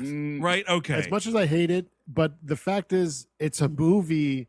There are characters and a plot, and this is just nonsense. Although, to say something very nice about this movie, outside one of these clubs, there were like dancing skeletons smoking cigars. Yep. More of that, please. Yeah, I want a spin-off of those happy characters. Totally. I want the skeleton show, man. It definitely Centipede over this, but not strongly. Gotcha. I want to ask you guys a question about the tail end of the sex scene here, and tail end is pun intended, because like when she has the orgasm to turn her into a real person, all the little creeps that are outside watching all like fall off this building. Yeah. And I'm pretty sure that I saw this happen.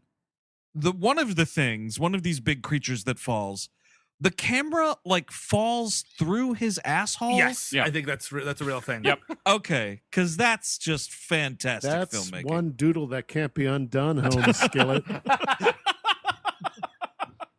I was like, there's that thing's asshole. Okay, I just had a cartoon gape scene while watching Cool World. Yeah, Thank you very much. You see his asshole, and then he gets this weird rock from Africa in shifted a bunch of fish. He has to sell his New York Knicks ring. It's really sad. Take That's this to right. the gambling shack in Nevada. Oh man, so she's a real person, and then the next step is obviously, well, she wants to get into the real world. We got to do it. I'm a human now. Let's get out of here, kind of a thing. The spider confronts her, and she sucks him up into a fountain pen. Oh yes. The fountain pen is an interesting thing because I guess it's Gabriel Byrne brings this fountain pen into the world of Cool World, and it's like a god killer gun. Like they could suck people in and like undo them, or later on explode them even. But like when Brad Pitt sees it, he's not like, oh, what the fuck? He's like, you might want to put that like it's a fucking like a switchblade or something. Yeah. Like No, you got to confiscate this, Brad Pitt. That's absolutely for sure. Like And when the spider gets sucked up into that pen, there's some other weird little pervert cartoon that's like, oh man, a pen job. Pen me, Yes. pen me. It's disturbing. And I mean, It's you got to pay for a disturbing. pen job to get penned by a beautiful woman like that. You got to Yeah. pay Sure. really a lot. I mean, You know, when Brad Pitt was yelling at Gabriel Byrne about having that pen in the first place, I thought it was, and again, I think this would be a little more interesting, like, because like here's a thing where you can use this device and like create anything because this is a cartoon world. Yeah. You know what I mean? totally, Like he you doesn't want him create like new drawing rogue things. Yeah. but like inside Cool World. but this is also like it's like the dip. It's like it seems like the only way you can really die. Yes. Is Yeah. via the pens. Yes. Yeah. Oh, you're totally right. And the I didn't think dip, by about the that. way, again, in Roger Rabbit is really well explained, and you know exactly what it can do, what it can't do, where it is, and how it works. That's you the know? thing is, as crazy as that world is, you know that world. Yes. This you don't know this world. So she sucks up the spider, huh? And Brad Pitt is distraught, and he realizes he has to go in there and save them, or else like reality is going to melt. And to your point, I believe this is you, Eric. Very Mario Brothers style. Very Mario Brothers. Also reminded me of when the ghosts are out of the containment unit in Ghostbusters. Yes, because when the cartoons are running amok on the Vegas Strip later, very much so. By the way, I when I was watching this movie earlier today, guys, you know, when Kim Basinger becomes a real woman, I wrote a little joke down. I want to try it out on you guys. All right, get the blue card out. Let's see. So when she becomes a real woman, what's her social security number? Kilroy was here. Yeah, I mean, there's a lot of people listening to this, so someone's laughing. Yeah. I'm You positive. guys know what the Kilroy was here thing, right? It was a little doodle. Yep. Like a little What? cartoon. I don't know what you're talking about, dude. Well, I guess know you- Kilroy was here. I just didn't care for the joke. All right.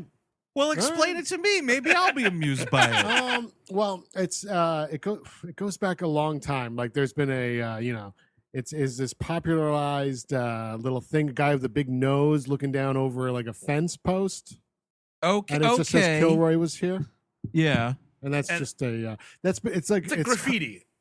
Yeah, it's graffiti. The biggest usage of it in something that I actually like was Kelly's Heroes. When they steal the money in the end, they write Kilroy was here on the wall of the bank. But it's kind of like, I think it's been around for a while, but it's definitely cemented in boomer culture. You know, like 70s and such. the Order of Boop feuds with the Kilroy Society. The Kilroy Society. Oh, well, okay. So it was made popular during World War II. I see. The doodle became associated with GIs in the 1940s. A bald-headed man with a prominent nose peeking over a wall with his fingers clutching the wall. Yeah, okay. I have seen this before. I just didn't know what the little guy was. Yeah, well, there How about you go. that? Like, I'm glad that this is an educational show. There's some younger listeners who do partake in the We Hate Movies experience, we call it. Rate and review wherever you get the show. Tell your friends. I don't know. When you're boogie boarding or whatever you kids do. Boogie boarding. That's what they're doing. Every day. Well, they're all boogie boarding out there, aren't they? You're all Just, boogie boarding they're- on TikTok these days. Oh, just you and your boogie boards boogieing around or on your boards. On your Boogie. Filming it for your TikTok. I look at that on your tweeters. Look at it there. So she's like, okay, cool. Like, we're in Vegas, man. Let's go to a nightclub and check it out. And you know what I didn't expect to have happen in Cool World? A fucking cameo by Frank Sinatra Jr. What are we doing, anybody? You want to talk? So first of all, I do want to clarify. Alec Baldwin and Kim Basinger got married in '93, but they probably were dating at this point. Oh yeah. I got to take my girlfriend to a premiere of her new movie. Real cool something. Hey, wouldn't Second- you like to make a couple little piggies like those up there? No, what I'm saying is we're gonna have a daughter. We're gonna love her, but eventually I'm gonna verbally abuse her and call her a pig. Well, in his defense, she probably had it coming. But my question, you want to talk about Alec Baldwin going to the Cool World premiere, and I'm not saying he went to the premiere, but did Frank Sinatra ever see Cool World? Like, hey, Dad, I got my new movies here. You want to we'll smoke a cigar and watch it? Get the fuck out of here. He probably No, I don't think Frank Sinatra ever saw Cool World, dude. maybe they put it on, but he was instantly drunk and pissing himself in his sleep. That's the thing. Frank Sinatra was in a room physically where Cool World was also playing. He had no memory of the movie. I feel like if he did, he would have to be physically restrained from calling his let's call them friends, from hitting Ralph Bakshi, getting him to the head. Oh, Ralph Bakshi, Paisan. Yeah, he's on the phone. Like they're just the movie's playing. He's like, I want 12 large on the Rams. Okay, Bakshi. Okay, yeah, and well, he's half Italian. Why would you want? What's the other half? Oh, okay, yeah, I could kill him. Yeah, absolutely. Oh, wow. I did not know that Frank Sinatra Jr. passed away a few years ago. 72, he died in 2016. But he was actually in some movies here. I thought this was just kind of like a one-off weird cameo thing because they were in Vegas, but he had a little bit of an acting career. I mean, nothing amazing, but I forgot he plays himself on an episode of The Sopranos also. I mean, I didn't That's know right. if Frank Sinatra Jr. existed until you guys told me. No, I knew that. When I saw him, I was like, "Oh, there's Frank Sinatra Jr." And I don't know why I did, but I do. because he only like the littlest bit looks like Frank Sinatra. Yes. He looks more like Ray Liotta playing Frank Sinatra in that movie.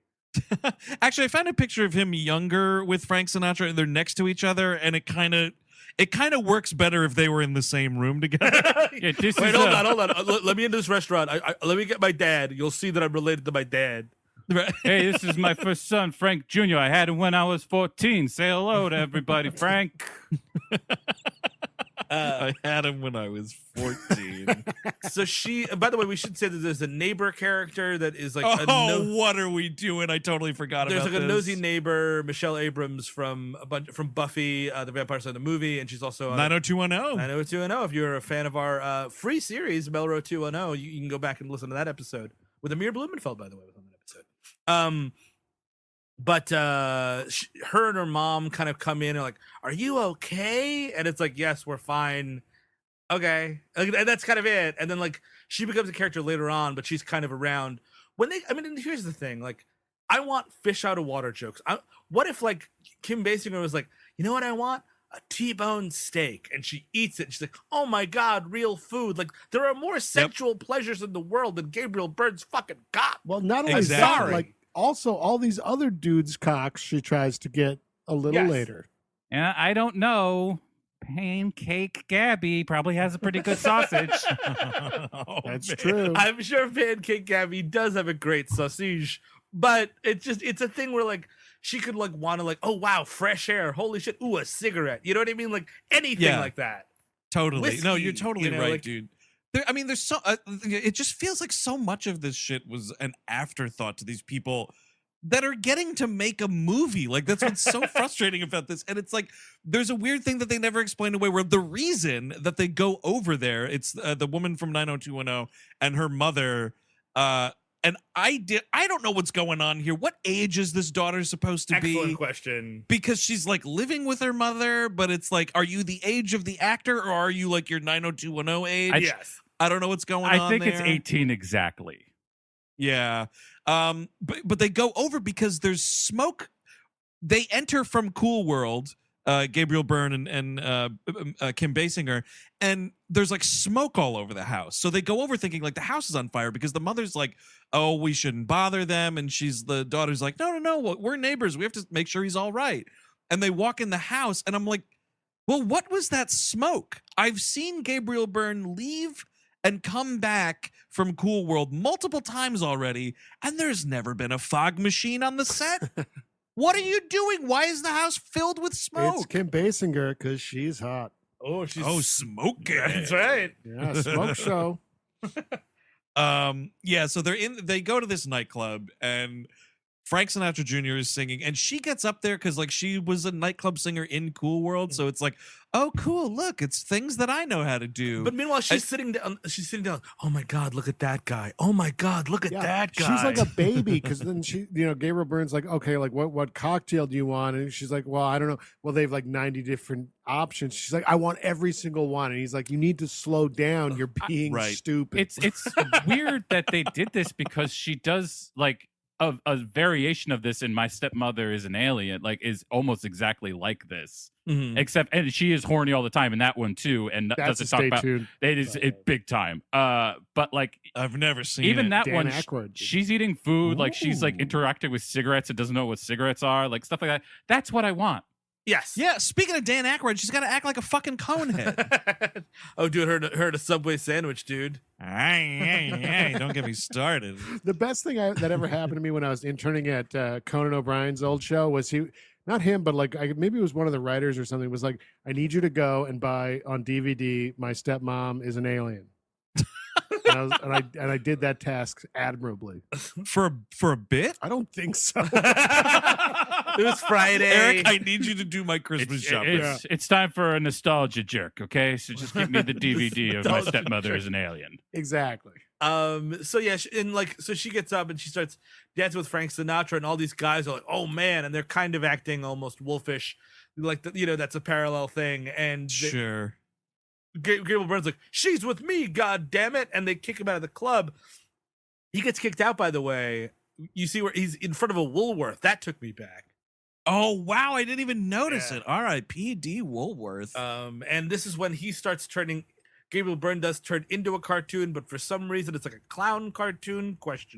I don't know what this is supposed to be. She also starts tuning out like Yes. on stage. She's turning into some like crazy redheaded looking lady. Mhm. And Why people- wouldn't she just turn into the fucking cartoon that she was? That's a great point. But people start clapping because it's like, is this a talent show? Because I mean, it's impressive to suddenly turn into a cartoon. Yeah, Yep. Wow, I never seen that happen before. He also gets kicked out, right? Because he's like, Yeah, no, she's with me, and then these dudes are like, no, she's with us. Yeah, that's the Yeah. line. She's with us. It's amazing. And is this where also the creepy, like, he grabs the dude's face and like cartoon lightning comes out of it? Very vague cartoon lightning is involved in this part of the film. Because obviously the superheroes, and we'll get to it. I mean, superheroes are perverted cartoonists. That's true. But like he has Mickey Mouse hands. It's not like Yes. superhero look. Like the first evolution looks like he's about to turn into Mickey fucking Mouse. He And I does. would He's got prefer big- that movie, honestly. Yep. Oh boy, look at my huge nipples. Pancake Gabby is back, baby. So they like get into a car and like he's trying to tell her like, look, we got to slow down. We got to figure this out. This is when she like kicks him a bunch and kicks him out of the car, that sort of something. She kicks him in the face a bunch while he's driving, and they almost slam right into a Coors Light truck. Look out for delicious Coors Light.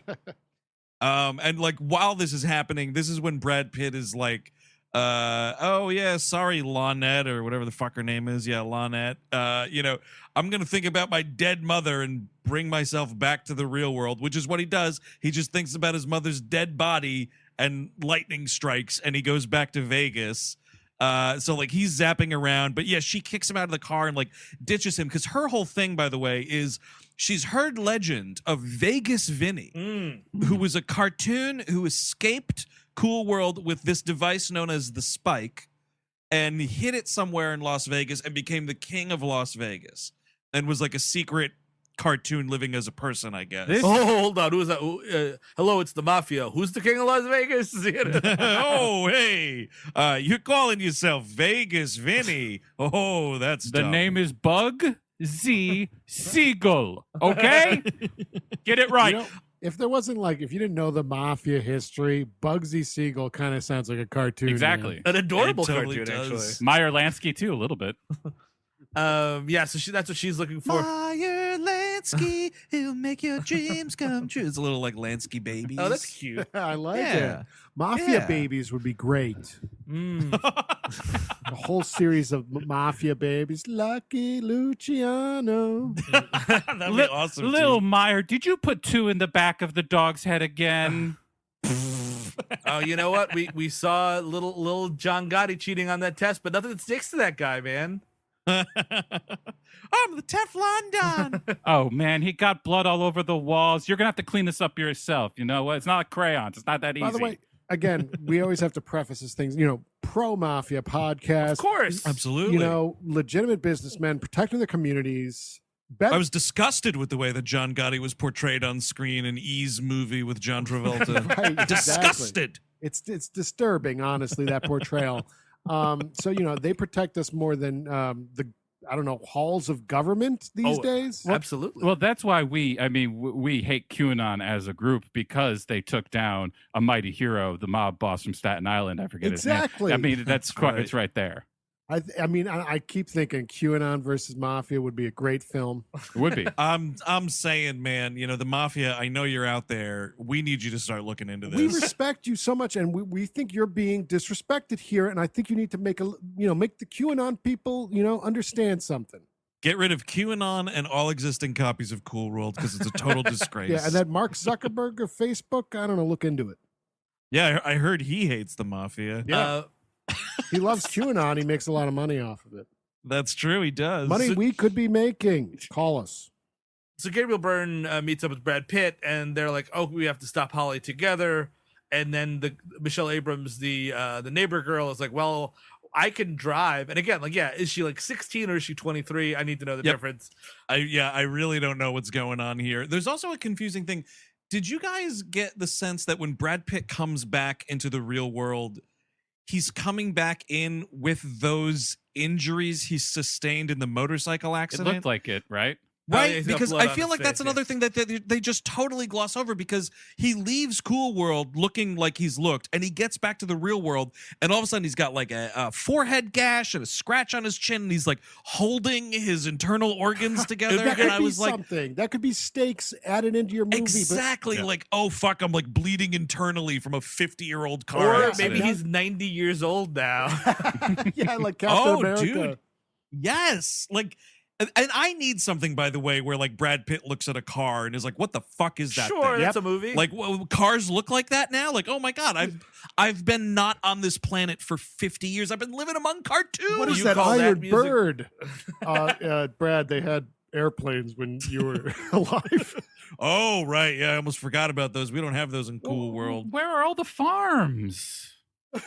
Yes, like that's the thing specifically, is he is on the Vegas Strip and he's not like, holy hell, what is all of this? He's like totally unfazed, and like there's so much interesting fish out of water stuff that this movie could be doing. Instead, we gotta climb to the top of a hotel so she can pull this device out of a lighting fixture. This dick. by the Let's call way- it. It's a dick. It's a spike. It's It's, a a, dick, huge sure. phallic object. Yes. I'm gonna fuck this hotel. I'm sorry, we've already climbed a building in this movie. We're not doing it again. Oh wait, we're Yep. doing it again. We're doing it again. Yeah, there's a lot of cat and mouse between. She finds Vegas Vinny, which is very funny. It's clearly a little person actor in like a coat, pretending to be this little cartoon character, and she starts picking this guy up and shaking him around. Yeah, and it's kind of weird because like they're trying to keep it hidden. I mean, it's clearly the little professor Yes. character. Right. He looks like a Jawa in a trench Yes, coat. dude, he totally does. Especially because like they're hiding his eyes and everything, and it's just like this little person being shook by Kim Basinger. Kind of funny. So yeah, she winds up fighting. Not that he's Vegas Vinny. She pops him at this point Oh, right. Which is with the does the pen. pen suck, or now we're just popping cartoons? Yeah. Okay. It went from suck think- to blow. I think it's because you can specifically, like, she didn't want to kill him. Like, he's still alive. He just blew up. Right. Well, yeah, I guess like she must worship him. He created this land that she wants to The be magic, in or the whatever. magic dick is his magic dick. It's up there. He took it off himself and he put it up on top of the hotel. Don't unplug my dick, Holly. Leave it up there. It powers all of Las Vegas. I've worked on it for so long. She winds up, so Gabriel Byrne and his neighbor are trying to put the professor back together while Brad Pitt chases her. Cool World's real? Neat. Sure, whatever No, you say, it's not, character. lady. Good God. Kim Basinger can turn into a ghost at this point and go walk through walls. Sure, whatever. Yeah, I don't know, dude. She's like walking through this hallway. She sneaks into the hotel. She's walking through this hallway and like she's tuning out. She's turning into this weird redhead cartoon character again, and then like just jumps through a wall. And I'm like, no, you gotta just decide on a set of rules for this movie. You can't just have cartoons jumping through walls. I will say, He's got to draw a fucking black Yes. hole on the wall, and then you can go through. I will say one thing I did enjoy is Brad Pitt getting kicked in the nuts via cartoon leg. Oh, yeah, That was nice. dude. There's both he and Gabriel Byrne get kicked in the nuts in this movie. Nerds. Spectacular nerd shots Oh, my on both of them. Oh, a cartoon kicked me in the dick. This is everything I've always wanted. Step on it. Say boop boop beep doop while you kick me in the nuts. And yeah, it's happening for Gabriel Byrne. It happens in Cool World, and his testicles are talking to each other. You getting bigger, buddy? Huh? You're swelling? Oh boy! Oh boy! Gabriel is when Byrne becomes like a Superman / Shazam type of character. This is He looks really exactly like Shazam, Captain Marvel. Absolutely. it's stupid. But well, Brad Pitt falls to his death here. By the way, she kind of like knocks him off the building. Yep. And that's the thing that I was like, it wasn't until that moment that I was like, oh, this movie has a villain. Yes, and she is the villain. Got it. Oh, she's the villain, and there's 10 minutes left. Okay. Ooh, she's like a femme fatale, huh? Yeah, Right? almost. Oh, you think Brian De Palma saw this film or no? Yep. He definitely busted some nuts to this. They should make It was, Oh, it was man, just you think enough. so? I think so. they should make a sequel to De Palma, the documentary about him, just asking him about this movie. An hour-long conversation about Cool World. Noah Baumbach asking him about Cool World from behind the camera. Man, that documentary, De Palma, if you have not seen it, it is a delight. Lovely. because that dude, like, he just turned 80 like a few days ago. This movie came out a few years ago, but like, he does not give a shit, and that dude is just talking, and you're hearing this dude tell stories. He's just spilling some tea. It's fucking great. Just him saying like, yeah, that was a piece of shit. Yep. Yep, that was a piece of shit. Oh, these idiots that helped me make this movie, well, that was a real piece of shit. That one, oh, that was a piece of shit too. Now we're gonna talk about it for 25 minutes. It's a true delight. I gotta watch it. So yeah, to Eric's point, like, and this is what's really annoying is like, she undoes the spike, and all of the real world turns into cool world, kind of, or it bleeds into the real world, and Gabriel Byrne turns into a cartoon. By the way, say goodbye to Gabriel Byrne, because that actor and voice actor are out of the movie, and I don't know why that is. Gabriel Byrne he's not doing this like superhero No, voice? it's just some other guy. I think it's actually Maurice LaMarche. Oh, you looked this up? I mean, it definitely Super does Jack, not- yes. It doesn't sound like Gabriel No. Byrne at all. And I know they're doing an affectation to be kind of like a Hello, yeah. chiseled jaw hero type of character. Right. That's incredible. Yeah, because he doesn't come back. There's a totally embarrassing debasement when he gets like cartoon arms. Oh, right. Because like none of them can get into this hotel through the front door, I guess. So like he like stretches out his arms to like, go up to the top of this hotel after she's thrown Brad Pitt off of the fire escape or whatever. And I think it's Jennifer, I think is the neighbor character, is like, what's he doing or something like that. And this little cartoon doctor is like, Well, he's fulfilling his destiny. He's becoming a hero. and I was like, when in this movie did you say that this dude's destiny was to become a hero? Well, it doesn't make sense because all he's murdered a man in cold blood, as far as I can tell, and then fucked a cartoon. That's the two things that he's done. That's all he did. And in between the two things, he created a comic book line that some people enjoy. Well, this is what I assume is part of the like. I want to show this to like hospital kids. It's like, Yeah. look, he's got a destiny. He's gonna, no, forget all the fucking cartoons. The cartoons that are fucking and sucking each other. Forget that. No. He's destiny. Yeah, you could maybe show them the first 5 minutes of the last 20 minutes of this movie. I mean, also, if you're going to do a hero's journey, focus on one hero. That'd be great. Yep. That's exactly right, because Brad Pitt's laying dead in the street at this point. But again, God. like, it's not even Gabriel Byrne anymore. It's just some guy going, "Hello, I'll save you, baby," and it's like, well, what the fuck nonsense am I even watching? And now all the cartoons are spewing out everywhere. There's fucking Tex Avery wolf guy running around a little bit. Yes, And also a weird, unsettling thing of people in Las Vegas are just turning into cartoons. yeah, and that's Yes. kind of cool. This is like the best part of the movie because it's a fun Vegas joke where people are like, most are like pretty nonplussed by the idea, like, all right, whatever. Yeah. I mean, it's totally fine, To I be guess. fair, those people are monsters before and after transformation. Absolutely. Turning into a cartoon is the best thing that could ever happen to them. They can't fucking get to their bank accounts anymore. If you want to turn Gabriel Byrne into like his actual like hero, you'd be like the best IRA member ever.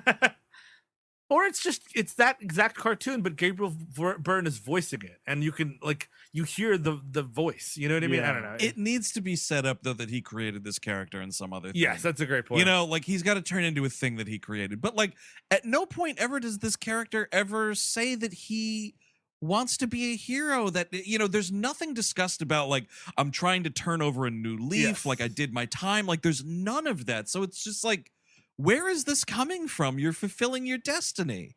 Stop lying to me, cartoon professor. So the spider guy just comes out of the fucking fountain pen at this point and weeps right. over the dead body. Which I was laughing at, dude. One, because it was a cartoon crying over a dead Brad Pitt, but also where he lands is basically like the little driveway of this casino, and I was like, how long do we have to wait before there's any sort of medical response? Because a dude just fell off the roof and nobody seems to care. Yeah, it's Vegas, man. Whatever it happens here, man. People fall off the buildings all the time. You think I guess so. You think that's the only person who fell off a fucking roof tonight? I got my cleaning crew down at the fucking Flamingo right now. hosing down the Flamingo. Oh my God. Yeah, So- he looked real sad before he jumped. Yeah, I had a couple down by the Sphinx. What do you want from me tonight, huh? And after she pulls the spark out or whatever, and all this stuff goes crazy, then like Kim Basinger, as she's back to being the cartoon right now, is like crazy mustache twirling villain. Yes. And I was like, again, I need some sort of like, here is my plan, blah, blah, blah. And instead it's like, but I just want to live in the real world. Yeah, you have to at least show her be kind of shitty in some regard earlier in the film. Oh God, this sucks. So then what? Gabriel Byrne as the Shazam man decides like, I need to turn over a new leaf and put the spike back in place to stop the cool world from coming out into this world. You have to put the butt plug back in to stop the leakage and the seepage for sure. And I mean he does, Yeah. and that there's like a big kaboom, and everybody, you see all the people in the casino like go back to being the human beings that they were, kind of a thing. And I guess like when all the cartoons are vanishing, that includes Gabriel Byrne and Kim Basinger and the spider and everybody. Or no, how does well Brad no Pitt that get the back? spider doesn't, that's the, again, it's just horseshit, because it's like you know, it's like, well, all right, well, I guess we're gonna drag Brad Pitt's body back to Cool World also. That's where he wanted to be buried. He's got a living will somewhere. He's got a cool plot. But one of the lines the spider mentions is like, oh, I need to take him back so that the girlfriend who they don't fuck can see him and like know for sure one last time. You gotta see the body. ID that motherfucking corpse. And then I got a good laugh, dude, because when it cuts to Brad Pitt in Cool World, it's like his corpse is just laying in the street. It's pretty good. It is funny. Just he's like laying against like the side of a building or something. And this is when the woman's like, "Oh my God, was he killed by a doodle?" And he's like, "Yeah. Well, if you were killed by a doodle in the real world, you become a doodle here." Hey, okay, movie. You know what? Whatever the fuck you have to tell yourself to get to the end credits. I need that set up at some point, as opposed Absolutely. And I believe the line is also, because this is Lonette says this. She goes, Was she a doodle when she aced him? Okay. And they become a doodle themselves. Yes. And then she's like, Holly, that bitch, blah, blah, blah. And then Brad Pitt is reborn as a cartoon. He looks like garbage. It's a bad looking cartoon. Yeah. Like, make it look like she does. Exactly. You know, I don't need this multiple drawing style shit, okay? Like, make them look like that. Like, it's so unsettling, because it's like, it's another animation style out of nowhere, and you're like, okay. It's just two blue spots as his eyes, and like that's it. It's really he's so cute, I guess, is the idea. But like tell me how many fingers I'm holding up. Let's get a cognitive analysis on this reborn cartoon. That's a great question. Yeah, before we fuck, for sure. Because it just goes to fucking, and then it's like, Spider, get out of here. Finally, after 50 years, I can fucking use a hog that is now a cartoon hog. Dude, when he nuts, that's gonna be a fucking tidal wave. Well, especially because it's all heightened in cartoon world anyway. Well, actually, they never tell you whether or not he's secretly like tugging it back at his you apartment. gotta be. Come on, 50 years, my lord. He's painting the wall. Lonette does a little striptease for him, and he just does his business. Yeah, you buy the partition from the strip club place. You know, it's all good.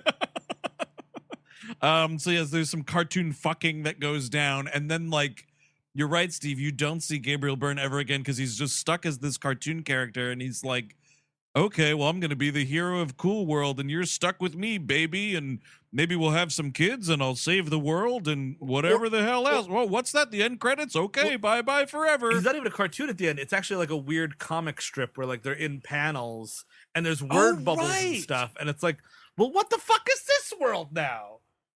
But it's just it pulls out. It pulls out. It's the same world as Men in Black. Oh, that would work. I'd be down. Men in for Black that. ending.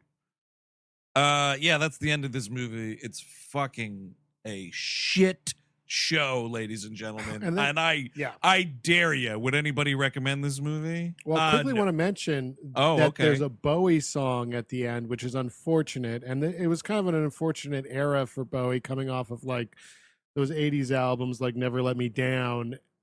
I mean, the song's It's fine, not a. but It's it's it okay. took a while. Like I don't think he really got good until like Heathen era. That's what I think he got well, back. I think Earthling is pretty solid. Earthling's not bad.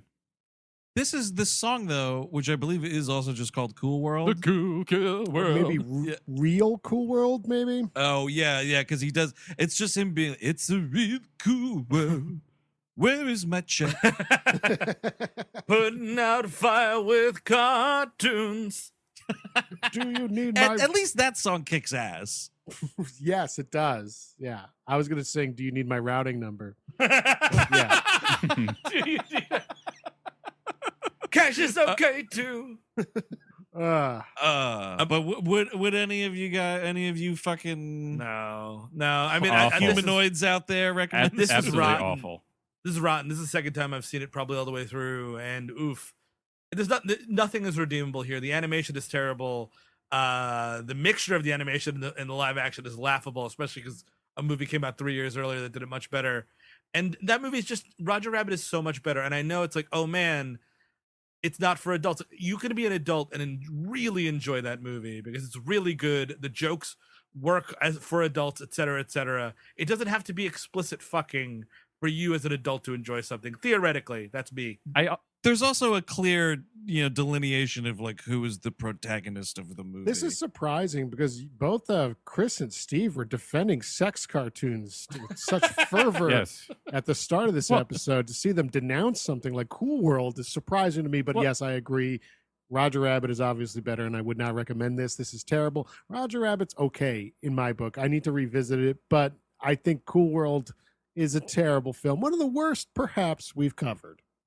I mean, absolutely, this is a terrible movie. I love Roger Rabbit, but this movie sucks. Yeah, I think this is just kind of a classic situation where, like, a genuinely like underground kind of artist and like filmmaker was brought up to the big leagues, and like they didn't know what to do with him. Like the fact that they abandoned his script kind of shows you exactly like we just kind of want your style. We don't really want anything else. Like, and like then like hire him to do that. You know what I mean? I mean, I don't think they were going to do that though. I think they were just going to be like, look, your script's out the window. Just make this movie. And he did. And there's like those little cartoons you were talking about, like going across the screen. He said in an interview, he's like, look, some point I was like, this is a mess. It's not going to work. So if you just want to draw little like cartoon doodles on the screen itself to put over like little jokes and stuff like that, do that. I don't care. So I kind of see like, I don't blame him a lot for what is wrong with this. I blame the scripts that they made. And I like Bakshi for the most. I like his script. He's problematic. He's definitely severely problematic. But I like, Heavy Traffic, I think is good. Again, the one I can't say is good. And I like that Lord of the Rings. I don't know. Yeah, I mean, it should be obvious. It's the hardest of passes for me. Ralph Bakshi, while I understand a lot of folks out there dig on it, not my thing. I'm not anti-animation. I am just, this does not do it for me. And if the Tribune trivia is to be believed, this movie, and I don't know who speaking for the production here and at what point this was supposed to have happened, and I don't know if it was a thing that was made public, but someone associated with this movie had the audacity to say that it was going to have better animation and better special effects than Roger Rabbit, which, yeah, okay, whatever you say, movie. Just not for me. I have seen The Lord of the Rings. Didn't do it for me either. But I think, Steve, we were talking about this on our text thread earlier today. I think you're totally right that like that movie is rendered totally obsolete by the Peter Jackson movies. Who could even care? I mean, I'm sorry. I'm sure somebody does, but oh no. And it's not because like it's a live action thing that replaced animation, but like it's just so much better than the animated movie. It's like not even really a contest. But this was truly something, and it was a bummer that like Paramount Pictures couldn't even have the courtesy to give Amazon like a decent transfer to me to watch. It was dirty. It looked like garbage. So like the whole experience was just top to bottom trash. And I'm exhausted. Agreed. That is Cool World, everybody. Directed of course, by Ralph Bakshi from the year of 1992. If you want more We Hate Movies, of course, check out our Patreon, patreon.com/We Hate Movies, where just last week we had the second part of a real Denzel Washington love fest we talked about on the WLM feed on our Patreon, Spike Lee's Inside Man. Excellent movie. That's out there. That is the September We Love Movies. We got, is it Lobaka on the Gleep Glossary there? Yes, that's right. Chewbacca's nephew. It's a lot of fun. And again, I think I've mentioned this before on the air. We were severely drunk when recording it. So, listener discretion is advised. Yeah, Slosh City. We also did an episode on for Animation Damnation on Garfield and Friends, which is super fun. Oh, yeah. And of course, the Nexus will be out as well. Probably, I would wager this week. We have this coming out, and also we will have. What Star Trek? Was that which episodes were those? It's been what were we doing? It was the weird planet of Irish immigrants. Right. Well, in TNG Town, it was they're saving an Irish colony and also a cloning colony, I guess. Yep. And That's then a banger episode of the original series where Scotty is framed for murder. Yes. He falls in love with a belly dancer who's immediately killed, and then he keeps killing women, or does he? It's a very fun episode. Was it Nexus. Montgomery Scotty Scott, or was it Jack the Ripper? We'll find out. And also by the end of this month, we will have the totally fun Chudmentary will be re-released on the Patreon as well. Now, as always, here on We Hate Movies, we keep making the sausage, man. Every week, we got another episode ready to roll on Tuesday. So, Steve Sadak, take us into next week. What are we talking about? I have the huge announcement right now. I'm sorry to say. I know people are really looking forward to it. I look forward to it every year, but the Spooktacular has been canceled. Oh, no. Oh, Yeah. We just couldn't do it this year. We couldn't do it. COVID-19. Yeah, I fucked everything up. Yeah. We're doing the Spooktacular, though. Say what? It is going to be a spooktacular where every single dub episode we release has a big fat 2 in the title. Right, because this year the Spooktacular is too scary. Yes. Oh, man. And that could, I think there's some Roman numerals in there. I don't think we have a TOO. No, because as I said at the planning meeting, we already did Teen Wolf 2. And I think that might be it. For the 2s, yeah. But Well, every episode. we could do Dumb and Dumberer too. No. That's not scary. It's Spooktacular. It starts next week with Final Destination 2. Oh yeah, man. Now I it's funny because I was passing the time the other night and I put on a little bit of our Final Destination 3 episode. Right. And I was kind of scrubbing through that, going back to the glory days of pre-COVID. And I was like, oh yeah, that's the one like Tony Todd's barely in it. Is he in this second one at all? I've never seen it. I've never seen it either. I forget. I've seen it, but I honestly do forget. So tune in next week to find out. But we also did, if you want to be a little completist here, this is a great idea to enhance your spooktacular Spooktacular. experience. Is listen to our previous episode on the Final Destination. No, that's a sequel. Fuck. Final Destination from First one. The first one we did an episode on, and we did an episode on the third one. So you can listen to the first one next week, listen to the second one, and then go back and listen to the third one to round out that original trilogy. We already gave you the bread. We're just about to get you the meat. Yeah. We should also just mention what the Patreon for the Too Scary month is, right? That's true. We could say it. It's going to be the Texas Chainsaw Massacre 2. Oh, now I got to ask. I know Cabin is a no to this question, but are either of you watching this for the first time? I am as well, yeah. Yeah. Strap the fuck in. I'm pumped, dude. But until next week when the Spooktacular kicks off with Final Destination 2, I'm Andrew Jupin. Steven Sadak. Eric Siska. Chris Gavin. Take it easy.